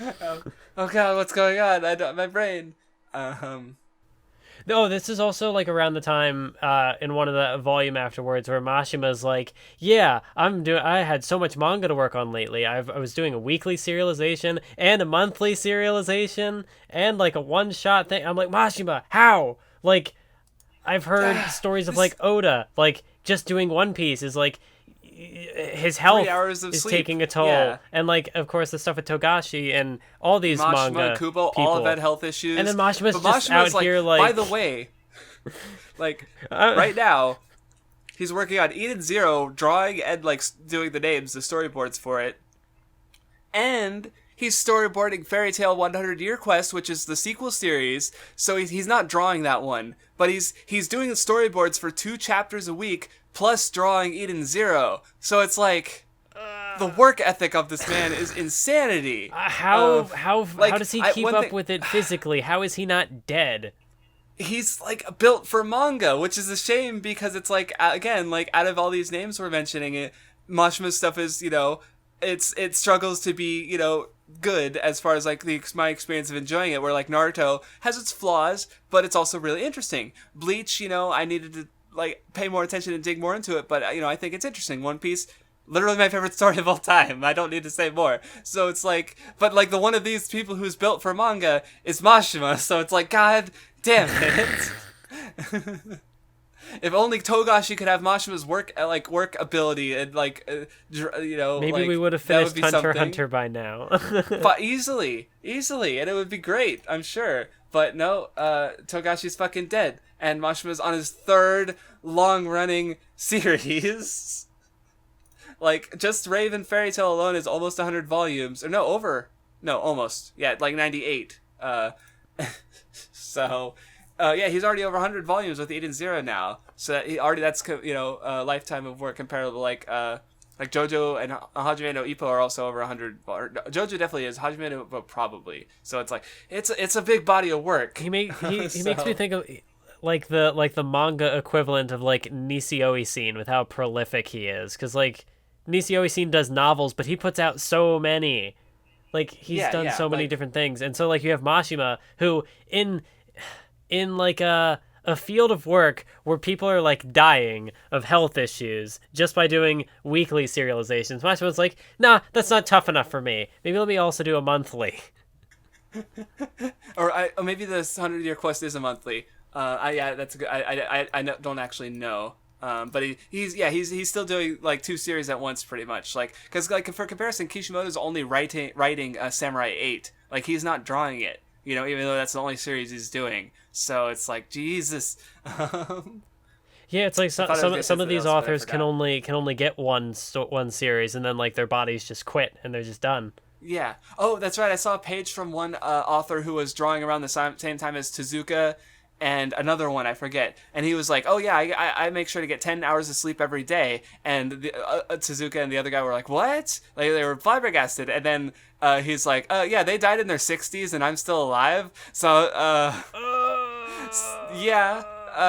get sleep, please, manga authors. I know it's rough, but like, please, I wish the industry allowed you to get your fucking sleep. Then I wouldn't have to worry about Oda or Togashi or Miura just fucking dying. I wouldn't have to. I don't want to worry. I just want my stories. Give me my comic books.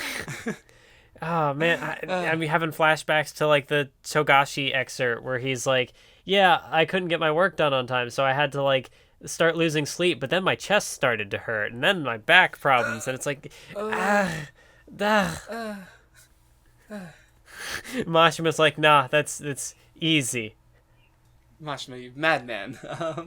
So anyway, back off of that tangent. Lucy gets harassed by some dudes. The classic dudes getting way too grabby, and she gets saved by the boy, who turned out to be Loki. They have a bit of a moment together. They go to a bar, and Loki's like, they're talking, but he's really far away. And he's being all cryptic where he's like, I don't have much longer to live. But he's like, no, just kidding. But he's just being an awkward dork because he's hiding something. What did you think about the overall reveal that Loki was actually a celestial spirit the whole time? I guess I thought it was fine. Like I didn't have a problem with it. And it was foreshadowed well enough because like what happens the first time he interacts with Lucy, or the second time maybe, oh my god, you're a celestial spirit mage, I'm backing off, because he didn't want to be discovered. So like it had been set up, and like it solves the mystery that you're like wondering why is he so awkward around Lucy. That explains it. Yeah, it's good. And I think it leads to a neat character moment. I also liked it. It was just a short little conflict. Like it wasn't a full blown arc. It was just a little like couple of chapters. Just she acquires Here's Loki's. Here's his deal. Here's his backstory. Here's Lucy focus. Lucy focus is nice. I think she actually maintains her clothes this arc. Like wow, which is sad because it's like. The arc literally has to be this short for Lucy to maintain her clothing the entire way through. So, but at least it happened, I guess. So, but yeah, she finds out she uses one of her own celestial spirits to find out Loki's deal. She tracks him down. she gets the full story because she wants to save Loki, but he's like, yeah, well, it happened. I basically killed her. Right, and then we get the whole Karen thing. Did you have any thoughts on the flashback? Or go ahead. It happened. Karen's a bitch. Yeah. Oh yeah, that was kind of interesting. Like there was this character who totally abuses her, and I guess there's like the contrast with Lucy. Like she doesn't do that except when she can, force close gates against her will. I don't know. Don't think about it. Which I don't think is that bad considering, because here she's like sending Ares off to be harassed by men. No, like that's very bad. That's not good. She's like, hey, no, you will do what I say. So yeah, they really are like her celestial slaves. Like she just has them do whatever, and she doesn't care. Right. She's pretty much the opposite of Lucy, where Lucy treats them like beings and people, and like you even have the guildmaster of the Blue Pegasus, who even like has he like phases through the counter, and he's like gets a pissed off face, and he's like that celestial spirits are living beings, treat them as such.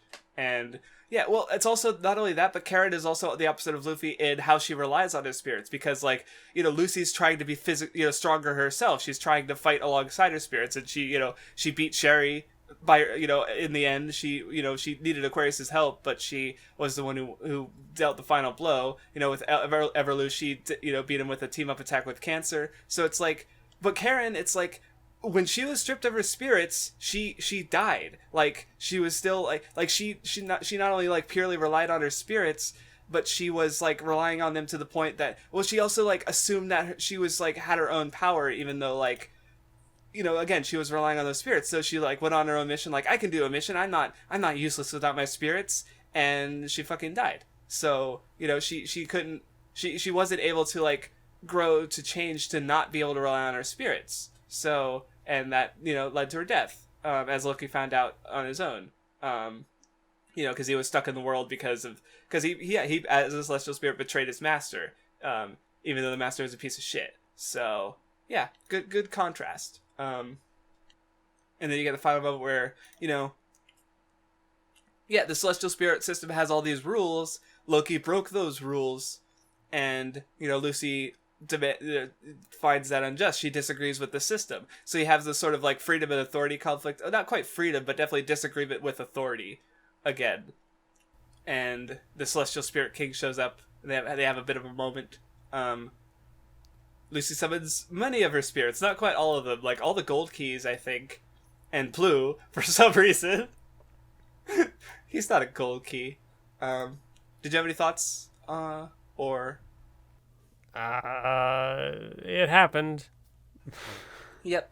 I mean, I thought it was good. Like, I guess if I had a complaint, I would say like obviously the system is, there's a flaw in the system if Lucy's willing to do so much to go against the system, but instead of like changing the system, the Celestial Spirit King's like, okay, this is an exception. Like, if this happened again, then obviously, like, yeah, the spirit will just die in the human world. So the system still hasn't changed.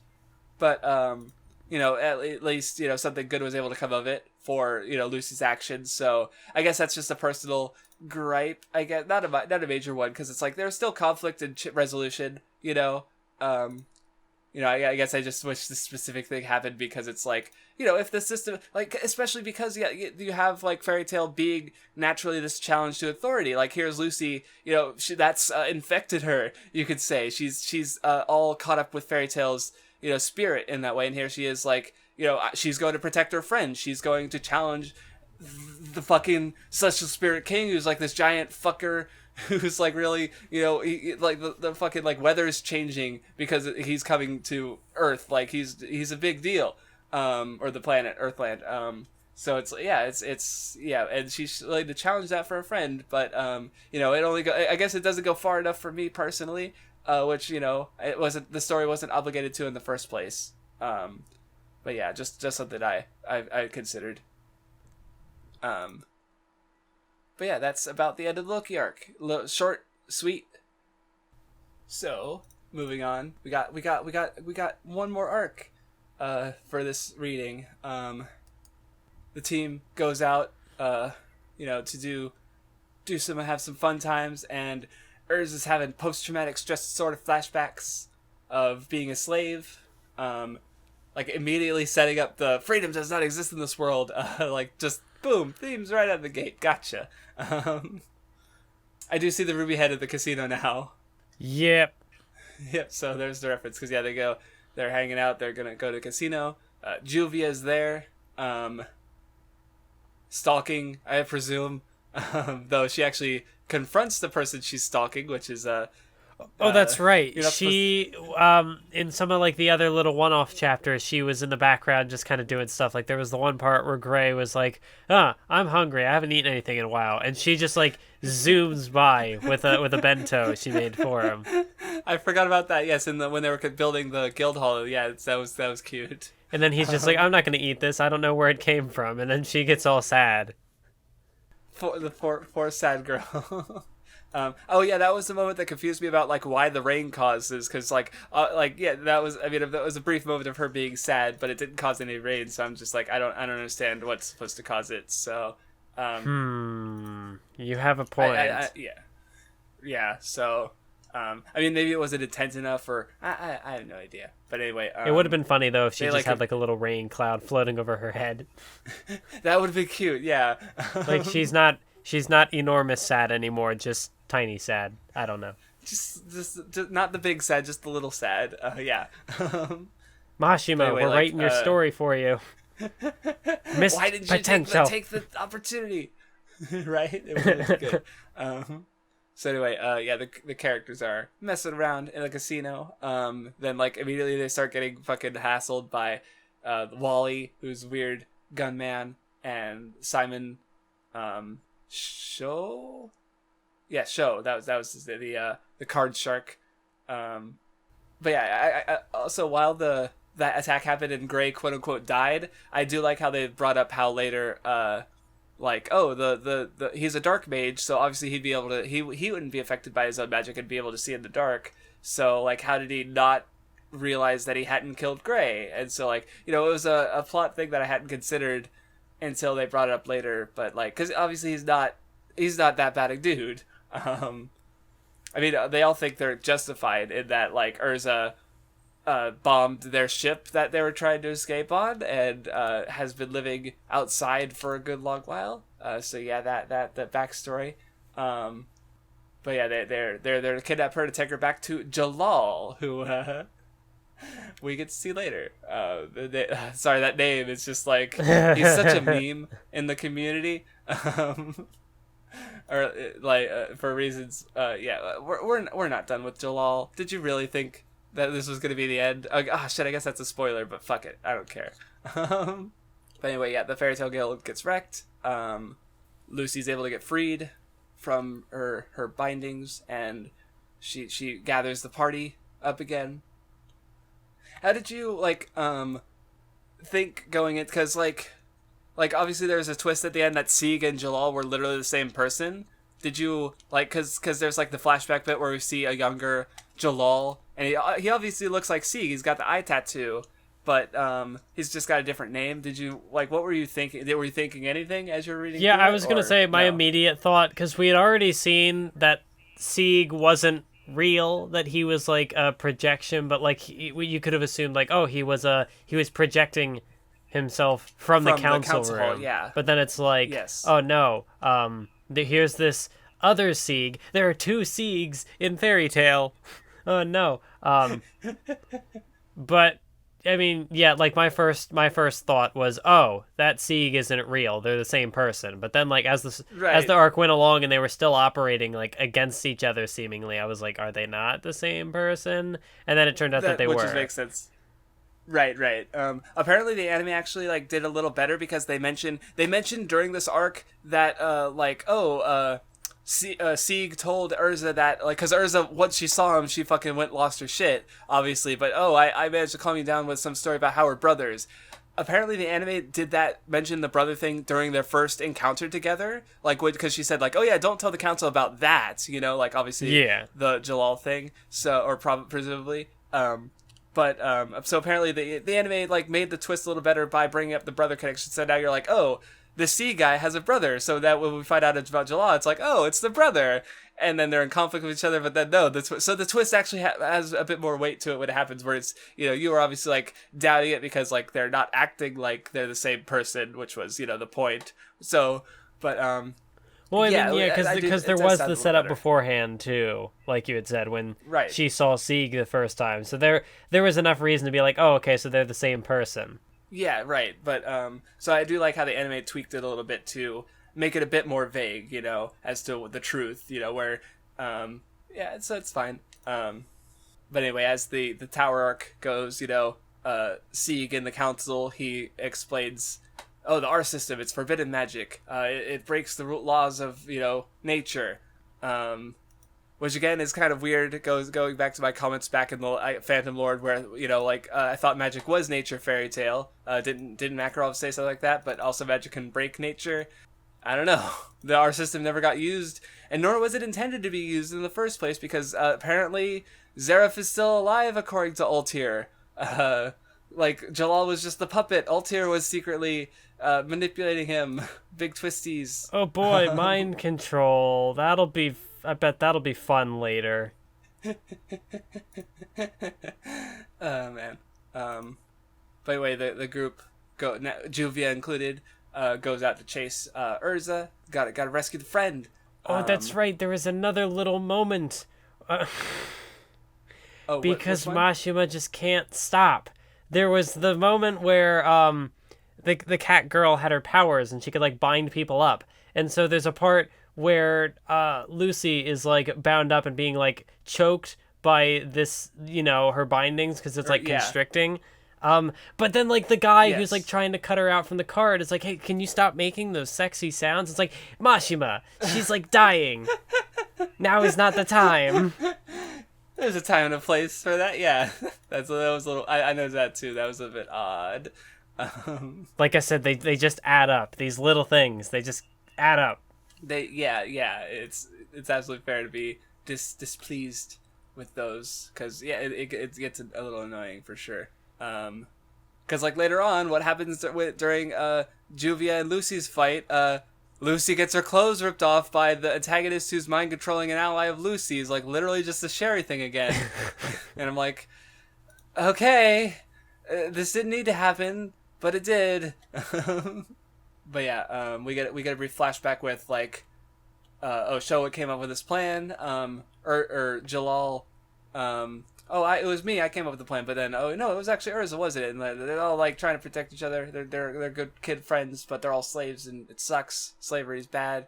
And Jalal is sort of inspired some sort of like faith in the, like, shows, going on. Oh, we're going to heaven, which is well, see, especially like considering the whole plan is to get a Therion dropped on the tower. It's like, I mean, obviously it didn't actually kill anyone inside. But it's like, it comes across as death cultish, which is understandable, given, like, Jalal was mind controlled to be so hateful, for whatever. Or Zareth said something about hate too, and the Altair projection of him, rather.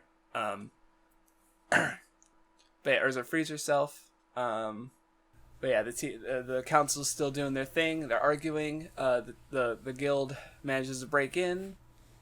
Oh, I will say, Lucy gets a new outfit, and I like it, so it's kind of a shame that it gets ripped up later. God damn it. Well, she can't even wear the cool clothes, because it just gets ruined. But yeah, they do run into Urza, who's got, I was thought about this later, because it turns out, like, she can only cry from one eye. Not always, but, like, because, like, I think later on, except for the one time where Mashima says that he forgot. Even though he had did fuck up. Okay, gotcha. Yeah, because he said that like this is something I was trying to foreshadow from the beginning, except for the one time where I forgot. Okay, well, because I also think it happened. Oh, so there was an earlier moment, like from before this arc that he mentioned. I don't know. It might have only been in this arc. I don't think he mentioned when he did it. I think she cried at the end where she had it from both eyes. So, because I'm noticing it here, and yeah, she's only crying out of the one eye. Because I thought about that later, and I'm like, oh yeah, I forgot to check, and now I'm skimming through. Well, yeah, because I know at like the end of the arc, like that's the payoff. It's like, oh, she's so emotional that she cries out of both eyes, and she's, a real person again. Yeah, that's what I figured. It was supposed to be meaningful in that moment, but if I don't know what moment he was talking about where he made the mistake. So, and maybe this is a volume release, but it was, I don't know if they fixed it. So I just don't remember the specific moment. So I can't say much. But yeah, Urza's trying to get them to leave. She explains, the Jalal, her connection. They were, they ended up having a slave revolt. Urza leading the way. Jalal was captured, and he got the mind controlled to insanity, or whatever. And yeah, so Urza was able to awaken magic powers after Rob died, who was a Fairy Tail Guild member, which ended up being the reason she went to the guild later. He talks about how magic is like faith derived, and I guess like I wouldn't say that's like majorly relevant to like the themes of the arc, but like there is like the Zareth guys are basically cultists, like Zareth's this kind of like object of worship for them, so they also do have faith even though they're evil.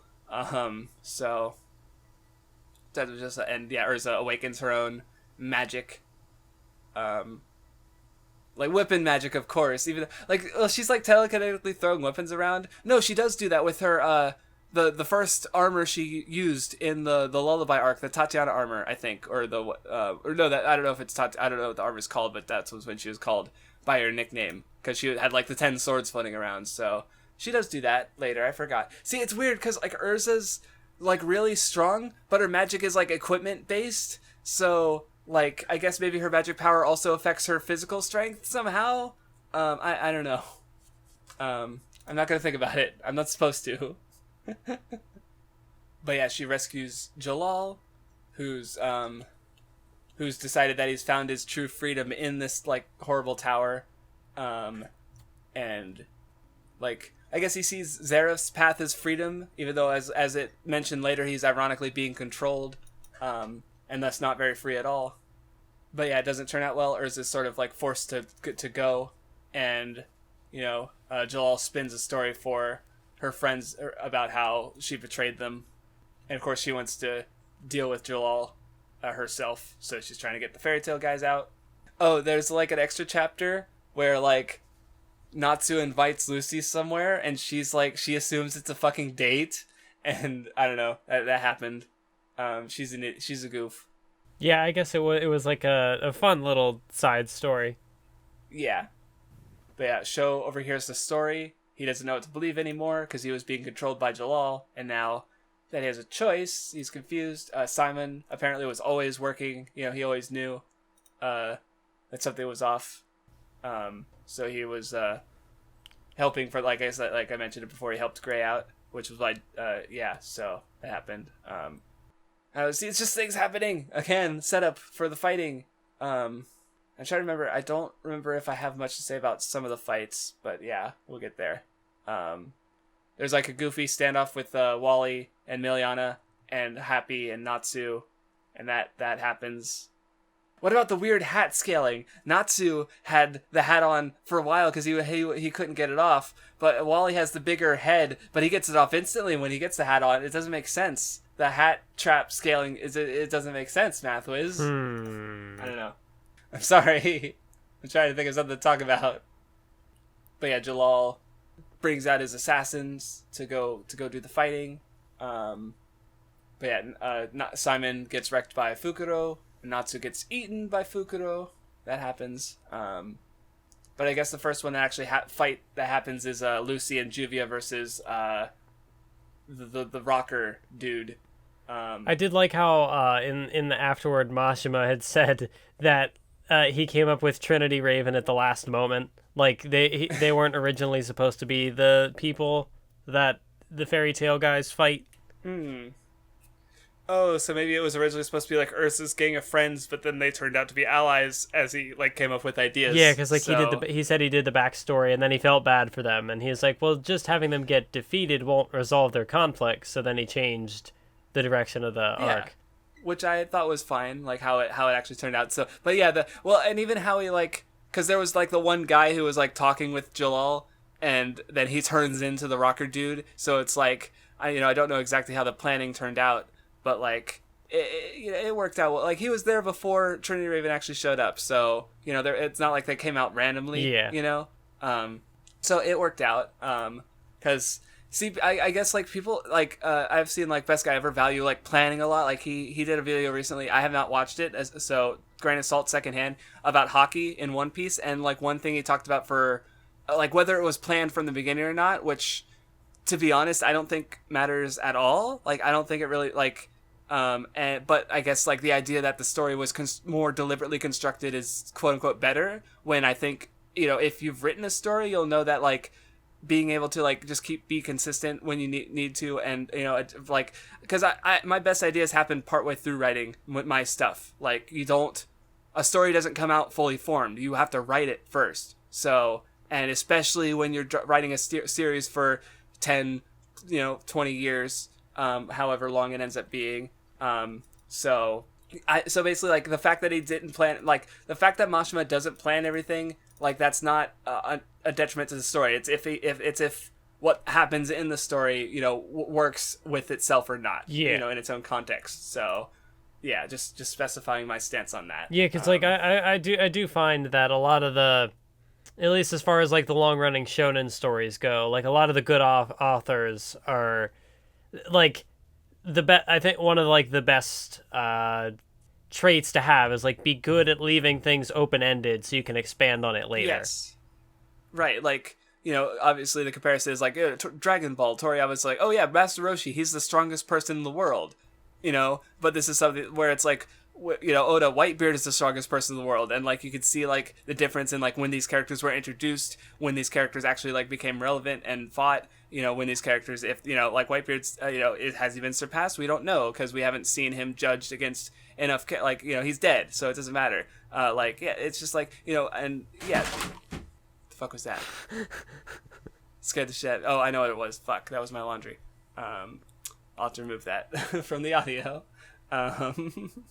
But yeah, so it's like, yeah, being able, like, I think that's what, like, being, like, vague about certain things and, like, building as, like, the world goes is just a really smart way of doing it, which is part of why I enjoy One Piece, It didn't, like, lay out everything from the very beginning and, force the later story into these boxes, So, and I do think that, so yeah, in this case, like, yeah, I'm trying to think of like there's like okay here there are some boxes, like there's the 10 Wizard Saints, which Urza is already on the level of 100 chapters into his like 45 chapter story. That's a bit iffy, like she's already like one of the 10 strongest mages in the whole story, so that could cause issues. Fairy Tail's already the strongest guild, like these are things that an author would have to be like careful about, so as far as like their settings. So yeah, as far as how Mashima will perform, we will find out. You know what I said, what I meant. Mashima. So yeah, did you have any thoughts on the Lucy fight with Juvia and the rocker guy who's Taka? That's his name because he's a hawk. They're all bird themed. I mean, other than the one moment we already talked about, I thought it was a pretty okay fight. I did question why she didn't use cancer. The guy who cuts hair against the hair guy. Maybe she did and I forgot. Yeah, but, maybe that would have been a better idea. Yeah. It turns out in the end though. But yeah, I guess there was also the bit with Juvia where she's a bit afraid to get close to people. Because she's been hurt so much. And like, cause yeah, even though she does love Gray, her relationship with him is very distant. Like in that one chapter, she was like, she didn't interact with Gray at all, but she was still like admiring him from afar. Whereas here, Lucy is willing, like she basically wins through closeness. Like she both summons Aquarius, which through Juvia's body, which I thought was a cute way to summon her. Because it's like, oh yeah, Juvia is water. Aquarius can only be summoned in water. Aquarius wasn't happy about it, but it worked. And then yeah, the two literally like get together. They hold hands, getting close, even though Juvia is kind of afraid of hesitant towards that. And they work together. They do the unison raid, which you'd think that come up like, okay, I'm gonna be honest, this does not come up that often, even though it's literally like friendship magic. Like It's literally these characters are friends, so they make a friendship team of attack. And this only happens like twice in the entire series. Which I just think is funny because it's like it's the friendship magic. But yeah, so there was the thing. It was fine. Yeah, that's kind of a recurring thing with fairy tales. Like a lot of these things happen, and it seems like, oh, these could be set up for future. No, they're not. Yeah, some things are to like again. I'm pretty forthcoming on what will come up again or not, because I'm not gonna remember to bitch about it if it never comes up again. You know, like if it doesn't come up again, how will I have the opportunity to bring it up randomly? You know, so like the stuff that does come up later, I can just wait on. But yeah, anyway, Sieg finally convinces the council about the R system because Zareth is involved. And that they get a nearly unanimous vote on the decision to use Etherion. But then we get the Grey fight, and we get more flashbacks. I did kind of like the Urza Grey flashbacks, even though, as I mentioned like multiple times before, they kind of contradict their starting interactions. But I still like them because I don't know, they're cute as kids. They're idiots. It's interesting to see them as kids, you know. Did you have any thoughts on the fight in general? The Fukuro Grey fight? He used his ice powers to beat the fly boy, the owl boy. But yeah, I didn't get much takeaway either. It's just like Grey, he's fighting his friends. There's obviously the contrast between the flashback and Grey, where he's like, oh, I don't accept Urza as a member of this guild, and now he's like, I'm gonna get her back. And like he also had the like bit where he's like, Urza's like, oh, I like being alone. And he's like, okay, you're alone, but you're crying. So he just points out how that's kind of like, what part of being alone does she enjoy? And because, yeah, Urza's whole thing is like, she's also, I guess she's also afraid of closeness. Like, they mentioned the thing with her armor where it's like, oh, it's this cold shield keeping her away from the warmth play of the into guild. The character arc. Yes. Which, in this case, I have an issue with, but we'll get into that. Oh, no. Yeah, this is... Mashima finally does a good and he does a bad. Yeah. Very sad. But yeah, I did like the Urza flashback just in general. Like, I don't know, she's a cool character.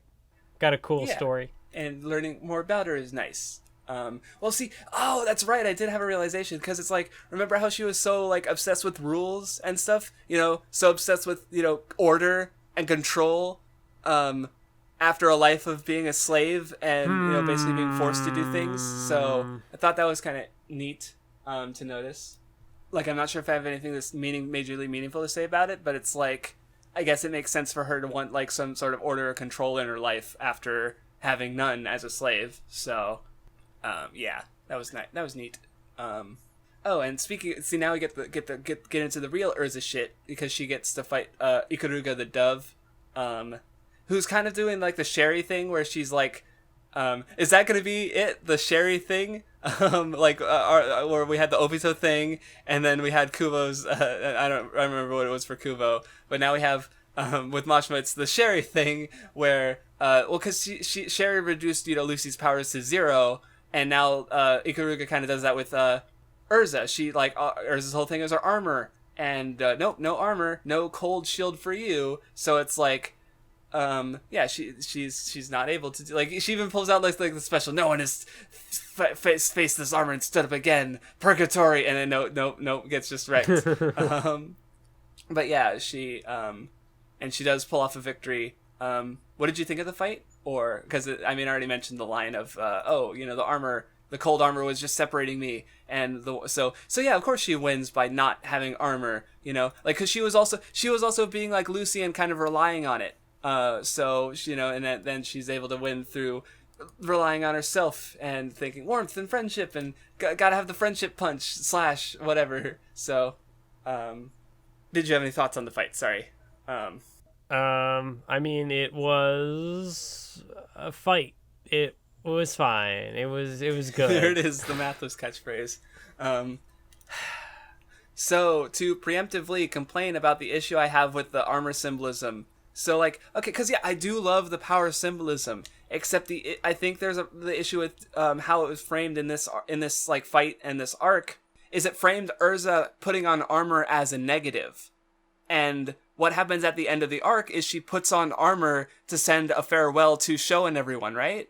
And what happens in the next arc? She uses her armor again. She keeps using her armor. This thing that this arc deliberately framed as a negative, something that keeps her away from her comrades. And I don't really understand how it's supposed to be a positive. Like, it wasn't recontextualized as a positive. It, like, so she won by shedding her armor. And now, like, it's not like Lucy where it's like, you know, she obviously still uses her spirits and fights alongside them, but she, you know, she's more capable without her spirits. That's what happened in the Sherry fight. But with Urza, it's outright framing the fact that she uses armor at all as like a negative. It's keeping her away from her comrades symbolically somehow, you know, because it's like symbol. Like, she does lose the armor around her heart, but she's still using the armor as her fighting style. So like, I've always kind of disagreed with like framing her core fighting style as a negative in a way. So that's where I like the actual like, character moment of her losing the armor around her heart is fine. It's just the fact that it's matched with her actual fighting style I kind of disagree with, because like she keeps using the armor. Like, you can't just remove that, you know, like Luffy, he's persistent, he's resilient, you know, he's flexible. These are all aspects of rubber, but they're all positive aspects of rubber. They're not things he loses, you know. To compare him to Katakuri, Mochi doesn't bounce back. That's a negative. That's something he has to grow regarding a character. So it's like that's matching his powers. So I guess like that's my complaint I have with the Urza thing, because I like when the powers match, but this is like. This is a sad example because it's like it's there, but it's also not, and so yeah. Yeah, that's disappointing. It sounds kind of counterintuitive to what the character development. Right, which is exactly my issue with it, because like the actual character development is fine, you know, her coming closer to her comrades. It's just like he set up this whole symbolic thing. It's just I don't see it. It doesn't work, in my opinion. So again, you know, if anyone has an alternate reading that takes the same elements but also alleviates my concerns, then I'd love to hear it. My reading of the Grey Leon thing was wrong. So yeah, because like you know, obviously it's tied into the freedom thing. Like, she's trapped by the armor. So maybe that's it. Maybe it's because like she's able to, she uses the armor, but there are also times when she doesn't use the armor, so she's able to do both. Like, in fact, some of her more infamous moments come from her doing crazy ass shit without the armor. Or she happens to not be in armor. So maybe that was my misreading. And like, yeah, so she's able to protect herself, but also not be unprotected. So I suppose, I don't know. That's something I just came up with now. So I have to think about that a little bit more. And as we read, so maybe it does work. Shit, I saved it. I saved myself from being an idiot, I should say.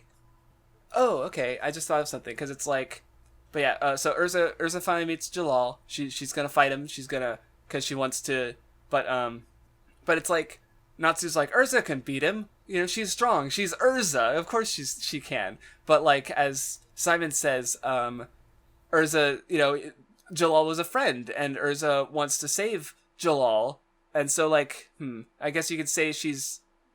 I don't know. I'm not sure if I'd frame that. Never mind. I'm not sure if I'd frame that as control. Like, you know, because she's not being controlled outright. I guess maybe she is being manipulated. Like, oh no, that's right. That's exactly what happens. Jalal, like, he like hugs her, and he's like, oh yeah, no, everything's fine. I'm and then he's like stabs her, or no, he puts her into the crystal. So it's like. So he does use her feelings to control her and keep her from being free in that sense, I suppose. And that's what Simon was worried about, and why Natsu had to step up and fight. So yeah, I'm rambling. Any thoughts on the general build up to the fight, the final fight, or like the Etherion firing and Jalal being a sneaky boy? I'm gonna be honest. I was kind of disappointed with what happened with Jalal at the end. Just like in general, the way the final climax was sort of handled, because like we had this mystery surrounding the two Siegs. So like this thing that had been foreshadowed, a while back, like a few chapters ago, 50, 20, 30, I don't know. It was a while ago. So, like, there was this mystery going on in the background, and it had a good bit of build-up. And then, like, we got the solution here. So it seemed like where this arc was headed, and again, I misjudged the arc. So, like, I guess what I was expecting was, like, this big plan happens, we get the reveal that Sieg was Jalal all along, and then Zareth gets revived, and then something happens. So, like, Jalal wins the battle here, and it's, like, a defeat for the characters, and they have to, like, come back, and it's set up for, like, a future arc. But no, it wasn't that at all.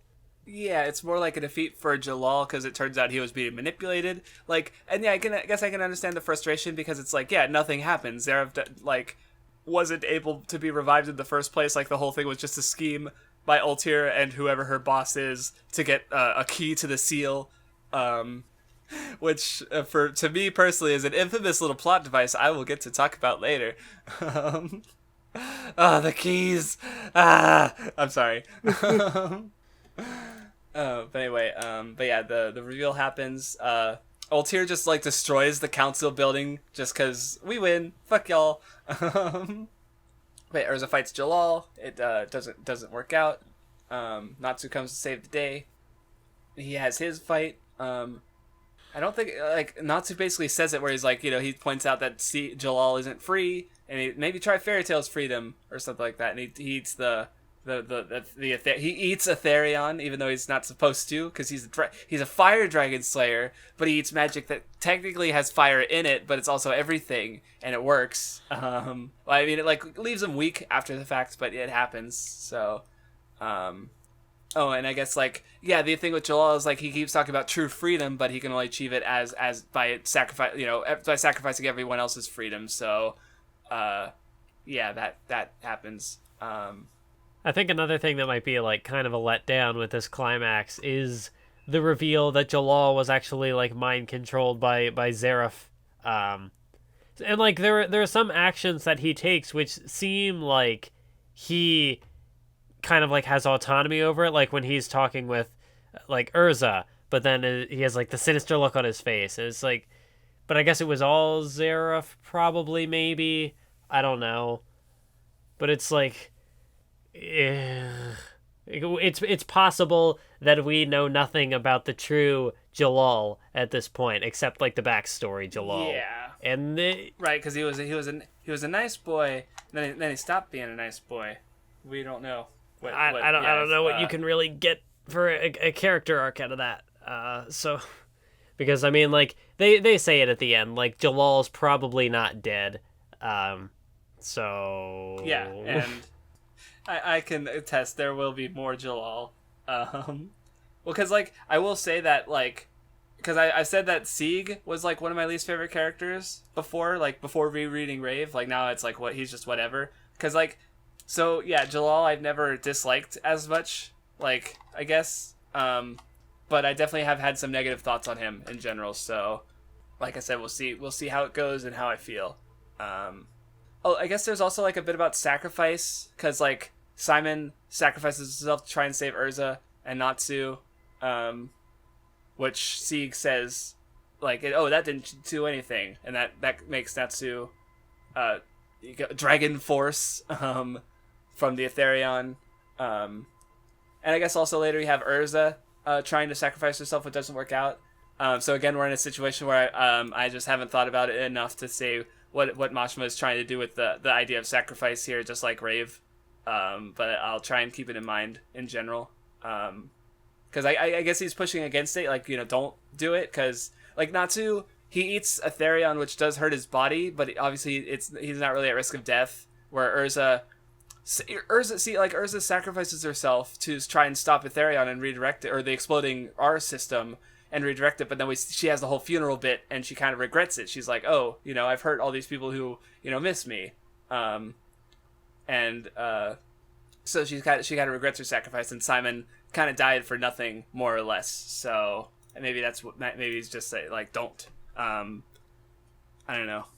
Did you have any thoughts on the finale of the fight, or the flash, or the fake funeral, the fake out death? Because, of course, Mashima has a fake out death. I mean, I didn't have a problem with the fake out death because I didn't believe for a second that she was gonna die. But like I don't know, with like Ethereum magic stuff, visions, I don't know, like it's fine.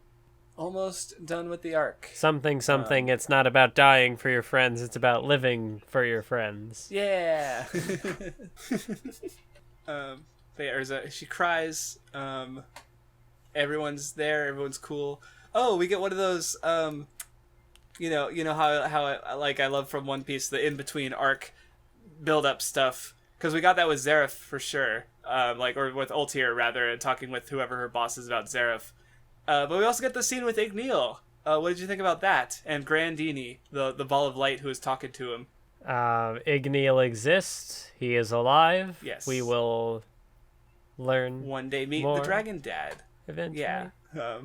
He's hiding somewhere. And they're talking about Grandini mentions Wendy, whoever. And then, like, there's that child. Igneel gets pissed off and he's a big old dragon boy. I don't know, like. Oh, there's a mention. Oh, like Mashima did use this arc to set up future conflicts, but not in as direct of a way as I would have hoped. I don't know, like there's stories like these usually like have some sort of event semi early on that give you like the hook of like, here we're shaking up the status quo and here's where things go. Like in Naruto, it was the Orochimaru invading the Chunin exams and setting stuff up for the future. Can I think of a specific example with One Piece? Maybe not. But I mean, maybe you could say the introduction of the warlords, kind of. Well, yeah, like even just like Baroque works, that was man. a decently long setup, like around the 100 chapter. Well, that was around the 100 chapter mark. But like before that, I don't know. Yeah, I guess One Piece took a little while to really get into its world. I don't know. Like I just Mashima, it seems like he has this tendency to like almost, maybe it's just my wrong expectations of Mashima, but it's like leading into things that don't actually, I don't know, like my expectations with the Shounen formula, it's like, oh, this will be set up for something later, and then the conflict kind of resolves there, and it's like, oh, there's not enough momentum between arcs that's keeping me. Okay. Yeah, which that's fair, because like I've also complained about it. Like, I mean, that was a problem with Reeve too. I still kind of agree with it. Mm-hmm. Yeah, you're not sure what you're looking forward to. Like, there's the Dragon Mystery, but it's like the thing with that, because I mentioned that in part one of the tirade, where it's like Natsu's the kind of character that if he knew anything about Igneel, he would go right for it, and the rest of the story would just be put on hold. By and large, So as a result, he knows nothing. It's not real. Right, exactly. So he can't know anything until we get the breadcrumbs fed to him. So it's like compare that with Hunter x Hunter, where you have a character going out to look for his dad, and that is everything. Like, the whole story is him he gets a hunter license, and then they go to do the Killua thing, and then like immediately after that they're on the path to his dad, and it pretty much it goes from the Heavens Arena, like they get the Greed Island thing, and then they learn Nen, and then they can do the thing at Greed Island, and that goes pretty much straight to Ging. So it's like that's the way that story is structured. So with Natsu, he's a similar character archetype with a similar motivation, but like Natsu also has no control over actually finding his dad. That's like it'll happen when it happens kind of thing. Like, he'll find something and actually go for it, or he'll just get a piece of information, like with Metallic that he can't do anything about. So it's definitely affects it different structurally. And yeah, I've mentioned that issue, like me myself having an issue, like the question is like, does it really hurt the story or the meaning? That I wouldn't say it does, at least from memory. Maybe I'm wrong, maybe I'm misremembering stuff, but it's like, yeah, I could definitely see how that would affect your investment, because it's like, yeah, here's the Igneel stuff, that'll happen eventually. So at least you could in part look forward to that. But other than that, it's like nothing. Yeah, that's it. So, and yeah, like, again, like, there's little tidbits, but yeah, we have no idea what the next arc will be, and maybe that's okay. Well, I do, because I already read it, but, so anyway, they have their post, fighting, relaxation. You get the bit with, Ellie and Julia in the crowd in swimsuits, and then, the Urza's friend they decide to go off on their own. Like, they had the option to join Fairy Tail, but instead they want to find their own sense of freedom on their own, like, because they don't even fucking understand what money is. Like, they're like fucking stealing food because they just don't understand the concept. They're like completely estranged from actual society. But they're gonna go off there on their own, and Urza gives them a tearful goodbye of with like what she would tell someone leaving Fairy Tail, including never forget those friends that you love and treat yourself as worthy. And it's emotional, I guess. And they have the big magic fireworks, and it's a big send-off. Yes. Although, yeah, it is They kind look of kinda interesting cool. that no one new has really joined Fairy Tail since really the beginning when Lucy arrived. Like, having like the guild setting almost seems like it would. I mean, maybe someone will join later, but it seems like it would kind of open the possibility that, like, oh, you defeat, depending on the enemy, like, you defeat them and maybe they become friends and then they join Fairy Tail. Like, these people, it seemed like, would have been a good option, but didn't happen. They have other concerns. Like, I could understand whoever the heck Gray fought in the island conflict. Like, I can understand why he wouldn't join Fairy Tail, but yeah. Maybe it's an option that'll get exercised at some point. Yeah, we will see. Because it's definitely like that's the advantage of guilds is that people just join. And they're part of they're in now. So we'll see how that goes. And of course, but I guess the thing is like the guild's so large that like it makes sense. I guess it makes sense to focus more on the people who we've already seen. Like, why are we introducing new characters? No, yeah, that's like, definitely fair. Yeah. Like, if we hadn't got, like, we still haven't gotten focus for Kana, she's just been in the background drinking her alcohol and such, but we've gotten some Loki, we've gotten some Elfman, Gray, Urza, of course, so that's, a little bit of Mira Jane, so it's like, I think that's most of, like, the major, like, look at the characters on the first color spread kind of thing, but yeah, we'll see how it evolves, because I know you don't. So anyway, but yeah, that's pretty much the end of the arc. They say goodbye. We get Ultira's exposition as she's talking about Zeref. How can you resurrect someone who's alive and still sleeping? I just like looking at the shot of like the hole at the very like the last page of the last chapter. It's like it reminds me of Made in Abyss for some reason. Like all the clouds and this giant bird and just big hole in the ground. I don't know why I suddenly thought that, but that is everything for this reading. So, final thoughts on the Tower of Heaven. Are you even capable of ranking the arcs? Because I'm like, I don't know. Myself. I managed to do it with Rave. I'll figure it out with Fairy Tail. Yeah, we'll see. Because I have not entered Tower of Heaven or Loki yet, but I do have an arc ranking. So. I don't. But we'll talk about that on the. I know. I gave you the arc listing too. This was your fault. No. It is my fault. But yeah, it was. I don't think I enjoyed it quite as much as the last stretch of chapters. I don't think that affects my rating. It's still like it's fine. Light 5. I'm both looking forward to and not looking forward to next time because, like I said, we're covering the Fairy Festival and Oration Seis. Oh no! Chapters 103 to 165. So chapter 103 to 600. 600. We're just gonna end it. Fuck it. So that it will. So yeah, and I mentioned it before. Oration Seis was the arc that broke me when I was first reading Fairy Tail and made me realize, oh, this is garbage. And you hadn't even read Rave yet, so you didn't know it was a reference. Exactly. Right. So I'm looking forward to, and also not, to rereading it, because it's like, if there's more to appreciate, I hope to find it, but it's also got some stupid shit. I think. So, again, I'll reevaluate my stance. Reina didn't die. She was just transported to another dimension, and she became part of the Fairy Tail universe. How right you are. No, I'm kidding. Thank you for listening, and we will see you next time.